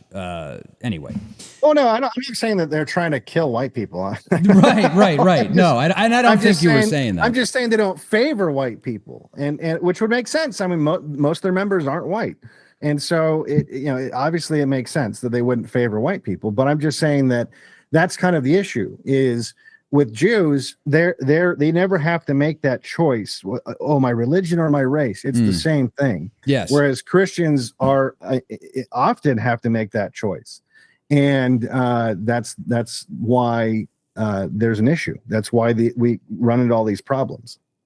All right, so let's get back to, we're on like page 4. We've got a shit ton of super chats. Should we just do $10 and up? We already are. Okay. Book Track Groove sent $10. Romans 12:17, repay no one evil for evil, but give thought to do what is honorable in the sight of all. 18, if possible, so far as it depends on you, live peaceably with all. Okay. Thank you, guys. And it would be great if you guys could send us stuff where we didn't have to look anything up. Yeah. I am not a Bible thumper, okay? You know, ask me about the Fourth Lateran Council. Maybe I might know something about that, but anyway. Book Track Groove sent $10. If a church does not accept criticism, fail to understand that God and Paul criticized several churches. Adam, have you read Romans 13? Okay, we read that already. The new covenant and temple is in spirit. 1 Peter 4:16. Yet if anyone suffers as a Christian, let him not be ashamed, but let him glorify God in that name. Okay. Thunderstorm 9 sent $10 on Rumble. One God for you, Goy, my Canaanite pantheon for me, humping the wall for Asherah in a Kabbalah sex magic ritual. Your God will be one of our rabbis. By the way, speaking of that wall, was there any? I read somewhere a while back that wall they suspect it was actually not part of Solomon's temple. It's actually part of a Roman Roman fort. like Really? barracks or Oh yeah, you something didn't know like that? No. Oh yeah, that's a Roman fort. That's like the last standing wall of a Roman fort, because the prophecy was fulfilled that not a stone will be left upon a stone. And so if you've got stones stacked on top of one another, that is not Jerusalem. It was completely razed to the ground. It's a Roman fort. And not only that, but I think some archaeologists have like found that the location of the temple is like, you know, several hundred yards away. So it's just a humiliation ritual at this point. Well, no, yes, it is a humiliation ritual, especially for all these like world diplomats that get sent there. It's a blackmail ritual, but they are trying to conjure the third. I don't know. Yeah, fuck it. Anyway. So my take on the wall question is, like Dave just said, a lot of Christians like to say, well, that can't be the temple wall because that would mean that Jesus's prophecy didn't come true. And a lot of time that's the only evidence that I ever see. Just so people know, like officially, ChatGPT does say, no, it is the Western Wall is built by Herod the Great. And also I don't even see why it would contradict the prophecy, because like a wall isn't necessarily the temple, you know, so right. It still could be some, but I've looked into this before, this claim too, because I was curious, because that would be funny if they're praying to a Roman wall. But That's why I thought it would be funny. Yeah, but no, officially, like according to the experts, they do say it is made by Herod the Great and not a Roman fort. All right. Interesting. Of course, ChatGPT is not like made by Jewish. Jews or anything. Sam Altman. Book Track Groove sent $10. Song of Solomon 5:10-16. Solomon was white. Adam, right now we are trying to rectify our Christian issues. Devon, you're being dishonest about what is truth. Have you read Romans 11? I read Romans 11? Yes. What was the verse about? What was it? Who was for white? Adam, Moses it was white? Song of Solomon 5:10-16. And for Devon, it was Romans 11. Come on, guys. Bruh. How am I being dishonest for not knowing the Bible verse? I'm not being dishonest. I don't know Romans 11. There you go. I don't know what that. But how about you tell me where I was dishonest instead of saying you're being dishonest? Romans 11. Devon is not a liar. I'm gonna just start saying that to everyone I meet. Romans 11 is like the most pro-Jewish chapter there is in the Bible, Right. by the way. No, it is. It is. And it's a problem. I actually argued with a priest one night over a bottle of scotch till about 2:00 in the morning, and I didn't change his mind. But he was wrong. I'm right. I'm not going to out him. Okay, I'm looking at Psalms of Solomon, chapter 5, and it does not say Solomon is white. What was the verse again? Do you still have it up? 10-16. I'm curious. 10-16. Let me pull it up too. DRBO. I use the drbo.org, by the way. Let's see. 5:10-16. Dude, this is My like beloved is white and ruddy. metaphorical poetry. My clearly. beloved is white and ruddy, chosen out of thousands. His head is as the finest gold, his locks as branches of palm trees, black as raven, his eyes as doves. Upon brooks of waters which are washed with milk and sit beside the plentiful streams, his cheeks are as beds of aromatical spices set by the perfumes. His lips are as lilies dropping choice myrrh. To take this and say, look, he was white. This is like poetry. It says right there, his hair was as black as raven. His head is the finest gold. His locks wavy, black as raven. This is not giving a physical description of what Solomon looked like. This is the type of copes the Christian identity come up with. His legs are alabaster columns set on bases of gold. Like, you can take that literally too. I mean, my legs do look like alabaster. I mean, they are pretty. Oof, you know. His lips are lilies, dripping liquid myrrh. Garrett sent $10. A Jewish God fits into the white psyche like a round peg in a square hole. Hail the old gods for white people. Stop worshiping the psycho evil mass baby murdering, genital mutilating, Gentile hating Jew in the sky. Could you be more specific, Garrett? I think that's one of your guys, Dave. I do. Handsome Truth 1488 sent $10 on this Rumble. the real Handsome I have Truth? no earthly idea. How are you going to fight against Jewish supremacy when you believe they were chosen and that Jesus is King of the Jews? Wake up, white people. The Jew on the cross is the final boss. I bet that is the real Handsome That probably Truth. is the real Handsome Truth. Sounds like something he'd say. I will break the $10 super chat thing because he sent 2 in a row. I want you to say, quote, he died for your sins, but do it in a Jewish voice with small violin in the background. Christian churches are just Holocaust museums. Bro. No. Nope. Does it matter? Send $20. Oy vey, longtime lurker enjoying the meltdown. Arm yourselves accordingly, but be united under God's common law. Love one another as yourself and ultimately demolish your enemies when called to. Based. Okay, I like the way that sounds. Anonymous sent $10. The kill them all thing was in reference to the Cathars Christian sect siege of Albion. You know, there's nothing to make you feel stupid like doing a live stream and then your own people are like pulling this historical stuff up. And I'm like, I need to go study. I will be back in a minute. Anonymous sent $25. Has Devon ever heard of Christian identity? If he's looking for a pro-white form of Christianity, I'd recommend that he look up William Finnick of Christogenia.org. That's think, more people the keep Christian saying identity slop.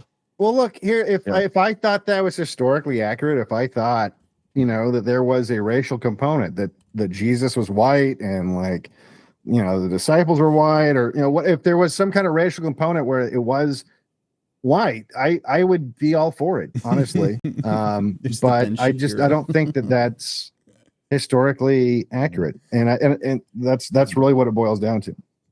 Yeah, I think that I would agree that Christian identity is like a cope. It's a cope that was developed in like the well, I mean, really, it came from British Israelism. It comes from British Israelism. It comes from British Israelism. Right. But here's the thing, though. In a way, they're trying to address the problem we're talking about, which is an admission that there's a problem.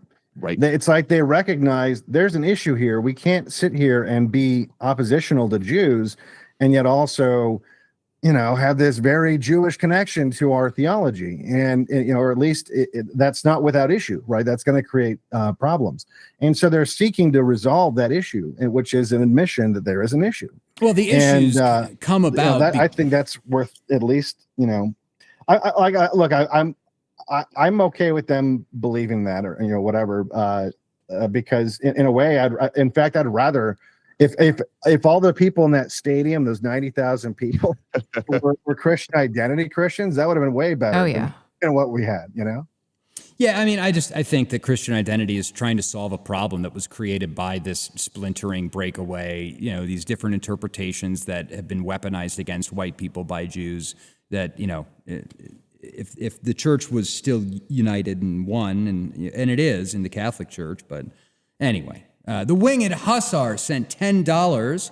By the way, we had a great time with him this weekend. He came out from where he lives and spent the weekend going around. It was really fun. Good guy. As an increasingly disaffected Mormon, I detest the psyop of the Charlie Kirk funeral and the increasingly pacifist messaging of the LDS Church. It reeks of restorative Soros justice and is leading white people and Christians in the wrong direction. yeah. This mega churchianity thing that was birthed at the Charlie Kirk funeral is going to be quite problematic over the next 10 years. Yep, exactly. Yeah. It was already a I would problem. say they birthed it there, but they took it to another level. It with the took on a sparklers new and fire form. and stuff. It's ridiculous. Yeah, it definitely took on a new form, and a new level was reached with that, of this fusing the political and the religious together. Have you guys ever been to a mega church, like attended Yeah. one? Like, Yeah. I have like not. so it's pretty wild. Like I It dated is. this People chick that speaking in worked at tongues. It's a- wild. Yeah. what's that? People speaking in tongues, and it's crazy. It's a crazy I experience. didn't go to that. Mine. So there's people. In fact, DC people know what I'm talking about. McLean Bible Church. It's basically where like the FBI goes CIA, to church. Where the yeah. it's a big fucking church. And I dated this chick that worked there, and it was what creeped me out is she worked in the nursery. And it was so big. First of all, it's got a parking garage, like an 8-level parking garage, and Jeez. they shuttle you from the parking garage to the church. You get in there. It's like a mall. There's like coffee shops and stuff in here. It's so big that when you have your kids with you, you bring them to this place, and they literally print out a barcode sticker and put it on your kid, and then scan them into the daycare. And then when you go to pick them up after church, that you have like it's almost like they give you like a ticket, like a valet ticket, to pick up your kid, and they scan them out. And she worked at that nursery. When they would scan you in, you could put in notes about like, oh, this kid's a behavioral problem or whatever. And so when they would scan him in, like, oh no, this Billy's, he's like a code red. Anyway, so I go there because I had to go there once because she was getting honored for her service in the nursery or whatever. And they're going to give her some kind of award or something. And I was like, all right, I'll go. And we go there, and I was just blown away, just obviously by how big it was and how there it is, how fucking nuts. I just was like, how is this a thing? And then it's time for her to get her award, and the preacher guy didn't even show up. He's on a TV. Or he's giving the award out to not even live via satellite, live or via recording. He was doing the sermon, and that's how this place was so big. As big as it was, they had satellite locations. Yes. So you'd have to where you would just watch it on TV. So I mean, it was fucking crazy. But anyway, that's unfortunately, it's very attractive to people. See, this is when I did my Paula White stream, warning people about Trump and how he viewed Christianity via Paula White, and no one wanted to fucking listen. I think that vindicated, like all you had to do was watch that fucking monstrosity at the Cardinal Stadium to know that I'm 100% vindicated on that stream now. Look at the size of that Good parking lot. Lord. Holy shit. I told you. Look at this thing. Can I get a little guy down there? It's like the Jesus industrial complex. Oh yeah, no, Yeah. there is. I will not disagree that there is a version of that where it's been weaponized, and it's and the CIA has clearly weaponized. I mean, they started giving Opus Dei money in 1971. So yeah, there's Christianity and what is it? Liberation theology, which was used by the CIA to do revolutions and regime change in South America. It is manipulable, and that is why they say if even an angel of heaven comes and preaches a different doctrine, let him be cursed. Anyway, Anonymous sent $25. Christian identity is white race folk first Christianity, and if you're looking to unify various factions of white Christians, you ought to at least seriously cover the topic and review the evidence which supports Christian identity. That's the thing is we have, and it's not true, and you're not winning arguments, and you're a fringe, powerless internet minority, and it's not going anywhere. So if it's not true and it's not real and you can't win the argument, what good is it ever going to be? Yeah, and the other thing too is that the only Christians that I'm aware of that have ever committed acts of terrorism were Christian identity people, like the Phineas priesthood types back in the 90s that blew up the Spokesman Review building in the federal courthouse in Spokane. Seriously? Yeah, you didn't know about that? Wait, is this supposed to be an argument against them? Because How about the attack over the weekend, the Mormon church getting attacked? Yeah, we have, I think I have a tweet up about this. Everybody was saying like this is Christian persecution, but what I saw is the guy was a Christian, and he was still a Christian, and he was a former Mormon. Yeah, and he drove his truck into the church, I guess got out, took out a gun, shot several people, and then burned the church to the ground. Good Lord. And this, of course, is also that happened within 12 hours of the president of the Mormon church dying, right? He was 101 years old. I forget his name, but he was died. This one of those guys? They're like, Mormons aren't really Christians, so I'm going to go shoot them. I think so. There was an interview that was done with a guy running for office in Utah, I guess, that had door knocked his house, and then the guy, this church shooter, started going off about how Mormonism is antichrist and blah blah blah. And See, I guess this is what I'm talking about. It's fucking. I had to grow up around that shit where it's just like, you guys don't like, we're basically the same, just because we disagree with like some different rituals and dogma and whatever, it's pretty much the same. Like, end of the day, like, functionally we believe in everything, like all the same values. Got to get Sam Parker back on the show. Natural Selectionist sent $20. Charlemagne spread Christianity by the sword and gave Jewish merchants control of the Holy Roman Empire 1,200 years ago. The problem of Christianity empowering Jews did not begin in the past century. It's always been there.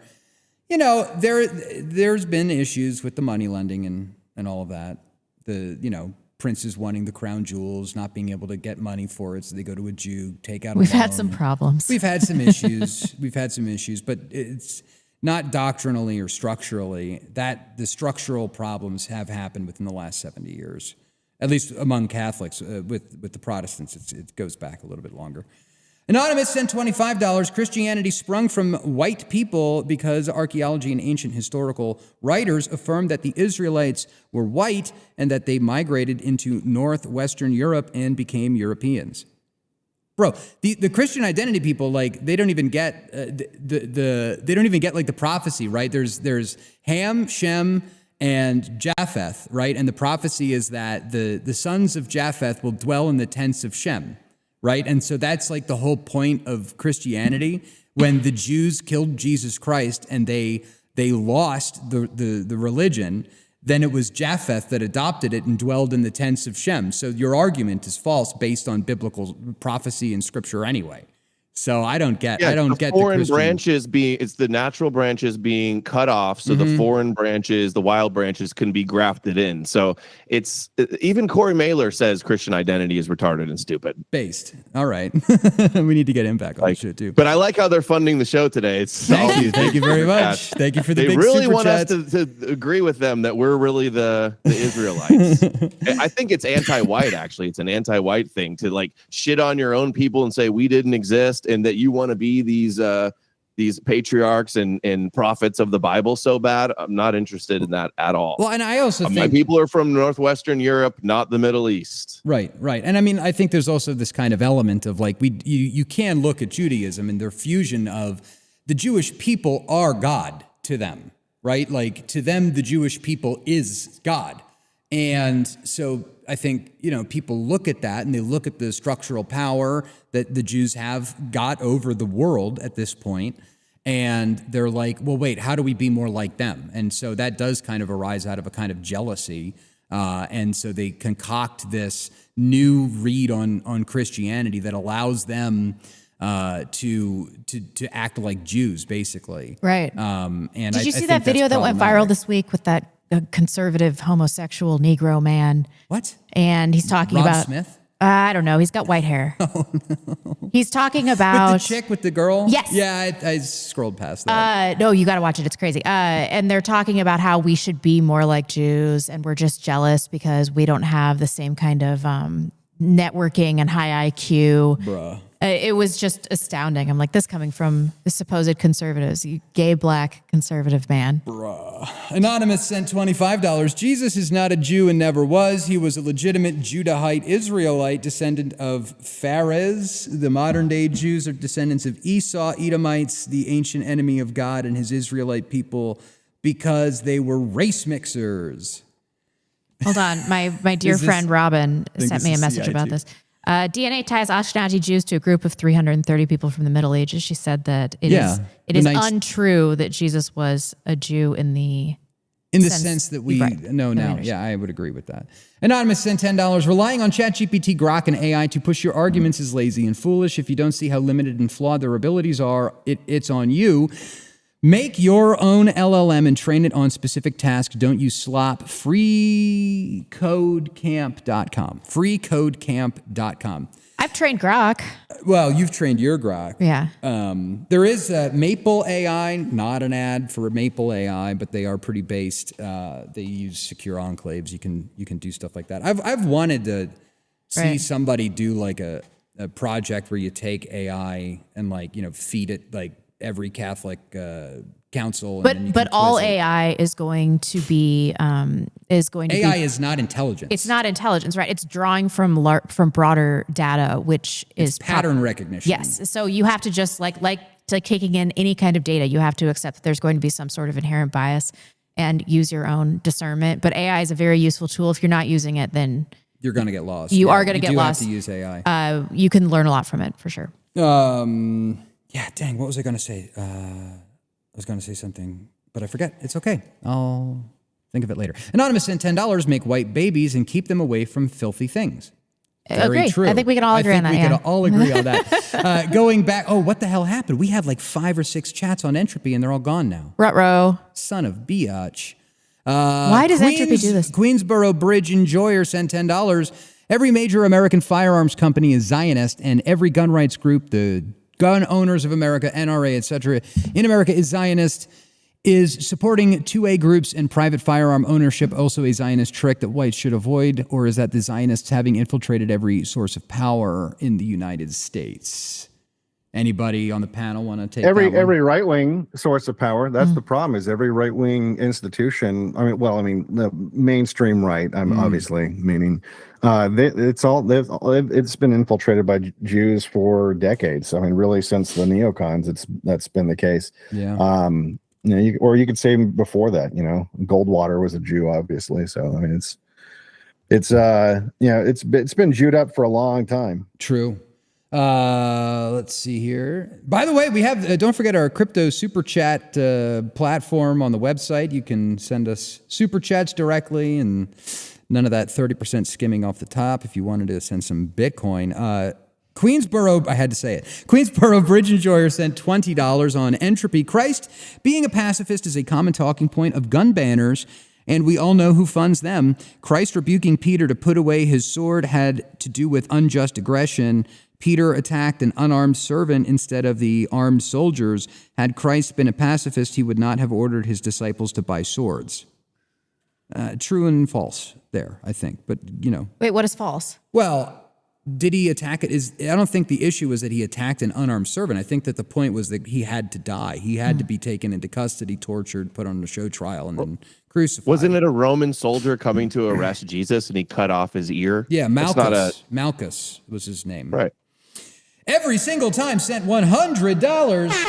Big super chat. Thank you very much. Raced first, bitches. Demographics are destiny. Yeah, I mean, I agree. I can't argue with that either. SS sent $10. Christ said his return was near. The 66th and 66 to 73 AD war was the tribulation. Events are written about, including a heavenly host in the sky by Tacitus and Josephus. The Holy Roman Empire from 800 to 1800 was the millennial kingdom's rule of iron, Revelation 19. The last 200 years have been the season of Satan, Revelation 20.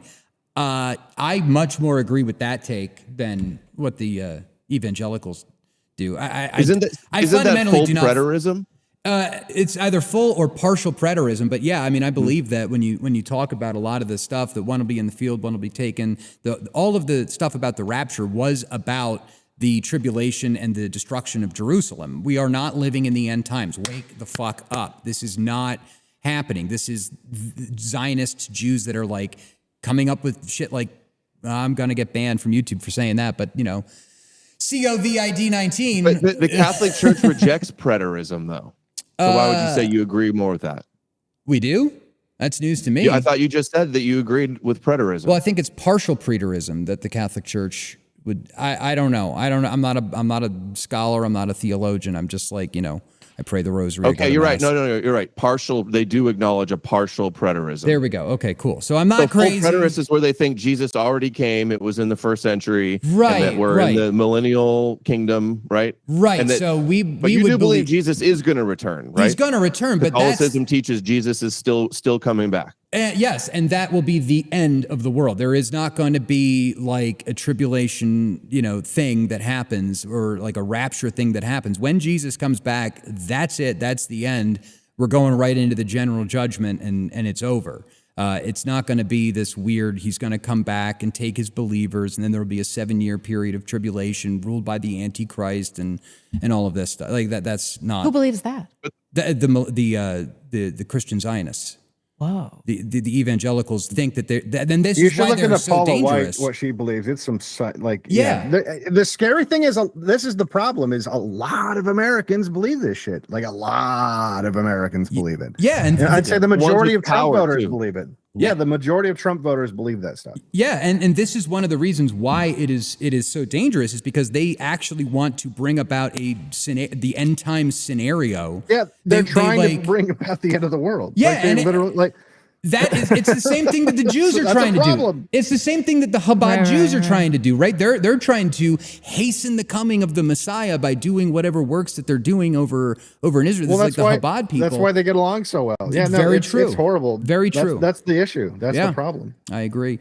And look, even Mormons, I mean, they're not like that, but like the name, the Church of Jesus Christ of Latter-day Saints, it's in the name. They believe that we're in the latter days of Earth. Yeah. Yeah, right. I think that kind of thinking is extremely problematic, and it gets people, like how many people were following that black TikToker that said that the rapture was going to happen last week? They sold their houses, ran up their credit card debt, overdrafted their bank accounts, and they're still here, and now they're totally screwed for the rest of their lives. You know what I mean? And this happened in the 1970s too. There was a wave of it back then.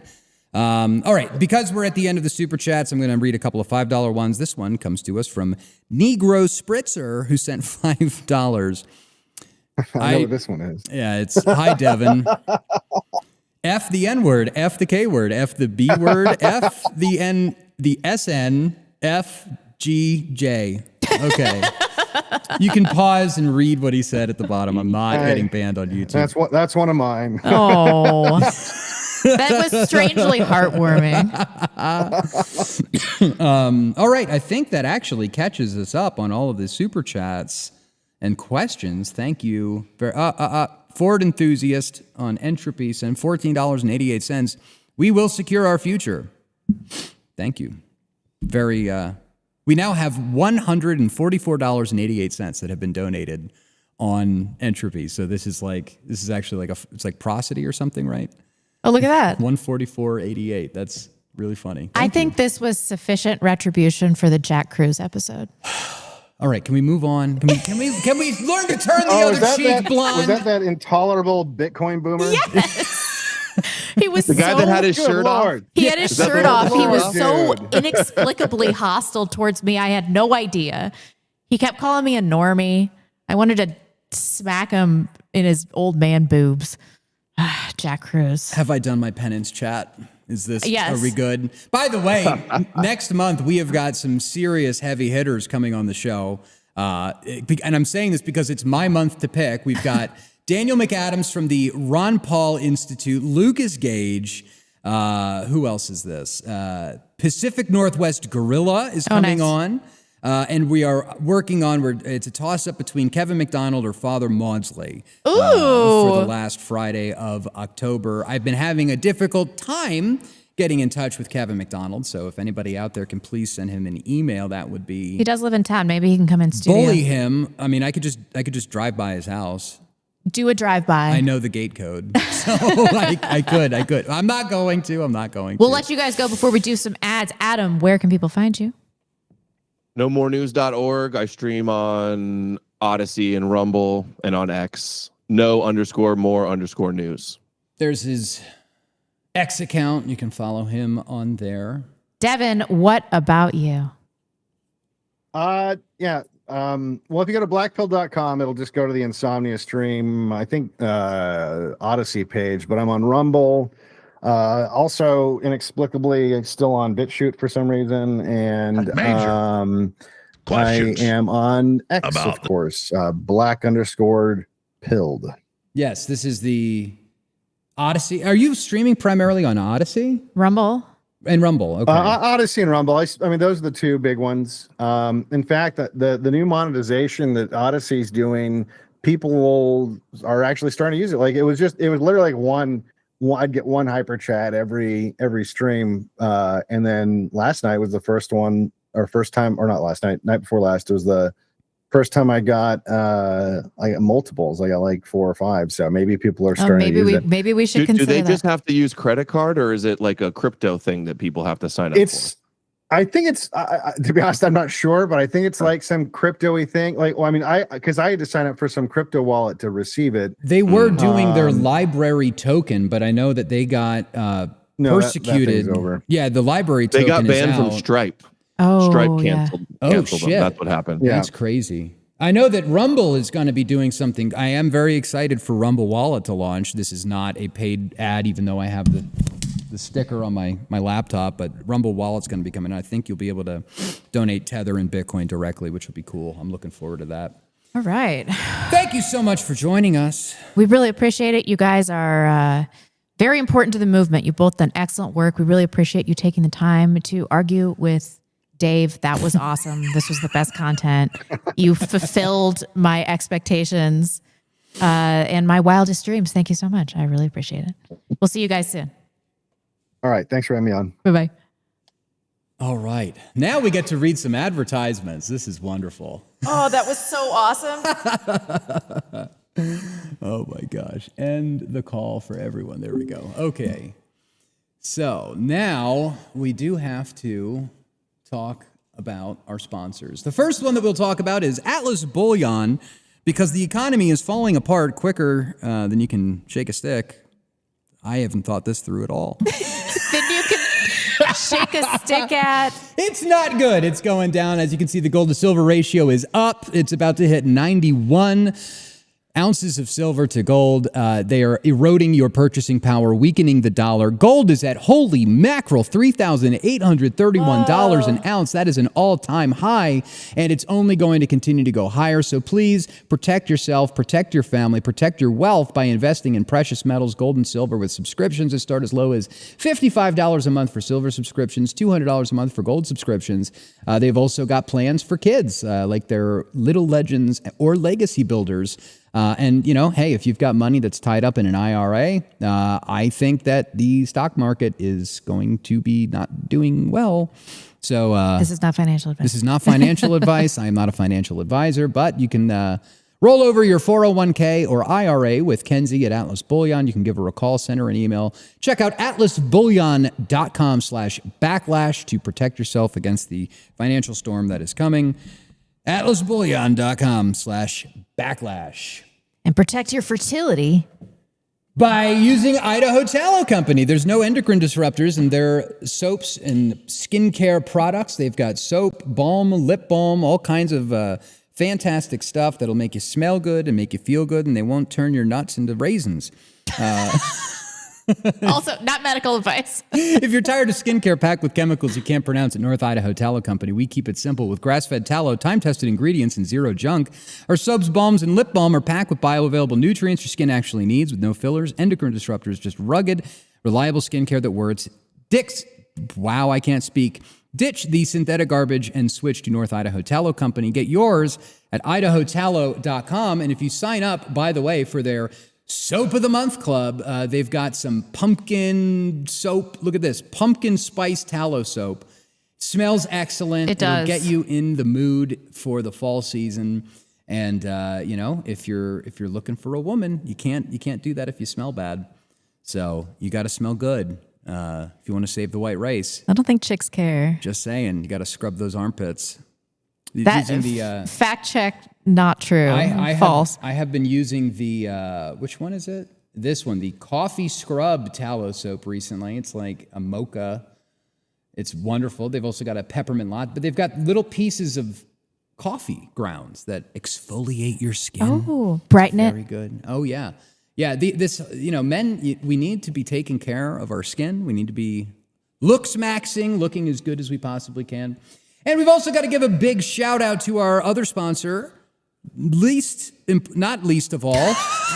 The least important sponsor. The not least important of all sponsor, It's of been a long course, streak. Antelope Hill Publishing, who's fighting to keep history alive against a regime of anti-white censorship and to publish a new generation of dissident, radical, and right-wing researchers, philosophers, polemicists, and writers. They have an eclectic catalog that includes veteran right-wing authors and academics like Carrie Bolton, Dr. Ricardo Deshane, and Paul Kersey, as well as newer figures like Lord Miles Routledge of Afghanistan, Josh Neal, and Christian Secor, in addition to a long list of original translations or modern reprints of otherwise inaccessible historical works from eras such as fascist Italy, National Socialist Germany, and even medieval Europe. Their original works include groundbreaking investigations into the causes and funding behind transgenderism and the opioid crisis, books on Christian nationalism and American folktales. Additionally, Antelope Hill also contributes to the regeneration of our culture, rebirth of our family values, and it's all through their top-quality fiction, including books like Let Them Look West and World Separated, and a collection of beautifully illustrated and wholesome children's books. Whatever your interest is, you're bound to find books that you like at Antelope Hill, all professionally published with cover art that will grace your bookshelves. Help us and help our people by checking out companies that share our values and work to preserve the birthright of our history. Visit antelopehillpublishing.com and pick up a copy of Kevin MacDonald's Culture of Critique. Fantastic book. It is required reading. And, by the way, we are going to be rolling out a new feature of our website very soon. I've been working diligently behind the scenes on it. While I haven't been, chugging beer out of my boot-shaped Hofbrau house. He's not joking. Yesterday is going around he just gave my daughter $5 to go on the horse rides. Yeah. Got a priest drinking out of one of these, and I'm sitting there in line surrounded by priests whoa. It was so fun. We had a great time. It was a good time. But we're going to be rolling out a recommended book section or a book club of the website. So, we recommend a lot of different books on this program. And so we'll be offering a way for you to purchase those books that we recommend in a way that we actually get a kickback. That is a brilliant idea. No kidding. So, I've got my list all made up. You guys, you and Cameron have to okay, great. Get in there and put your book recommendations in. That's what that tab was in the outline. Yeah, we'll be rolling that out as soon as you guys fill out the books that you think are important. Let me just check one more time on the crypto super chat. Okay, nothing. That was so fun. Thank you, everybody, for joining us. We got huge numbers. Huge. We really appreciate Tremendous. It was the biggest stream ever. Please follow us on X at Real Backlash. Find all of our links on our website, thebacklash.net, where you will find also our TikTok and Instagram, which we're trying to get up and running, their new platform. So please follow us on YouTube at Real Backlash, Rumble at Backlash Podcast. We will be back on Wednesday and for our regular show and Thursday. Oh yeah, we have a special Thursday show. We have a special Thursday show with Academic Agent. It's going to be awesome. 11 a.m. Pacific Standard Time on Thursday, October 2nd. We will see you guys on Wednesday. Thank you so much for joining us and have a nice day. Bye-bye.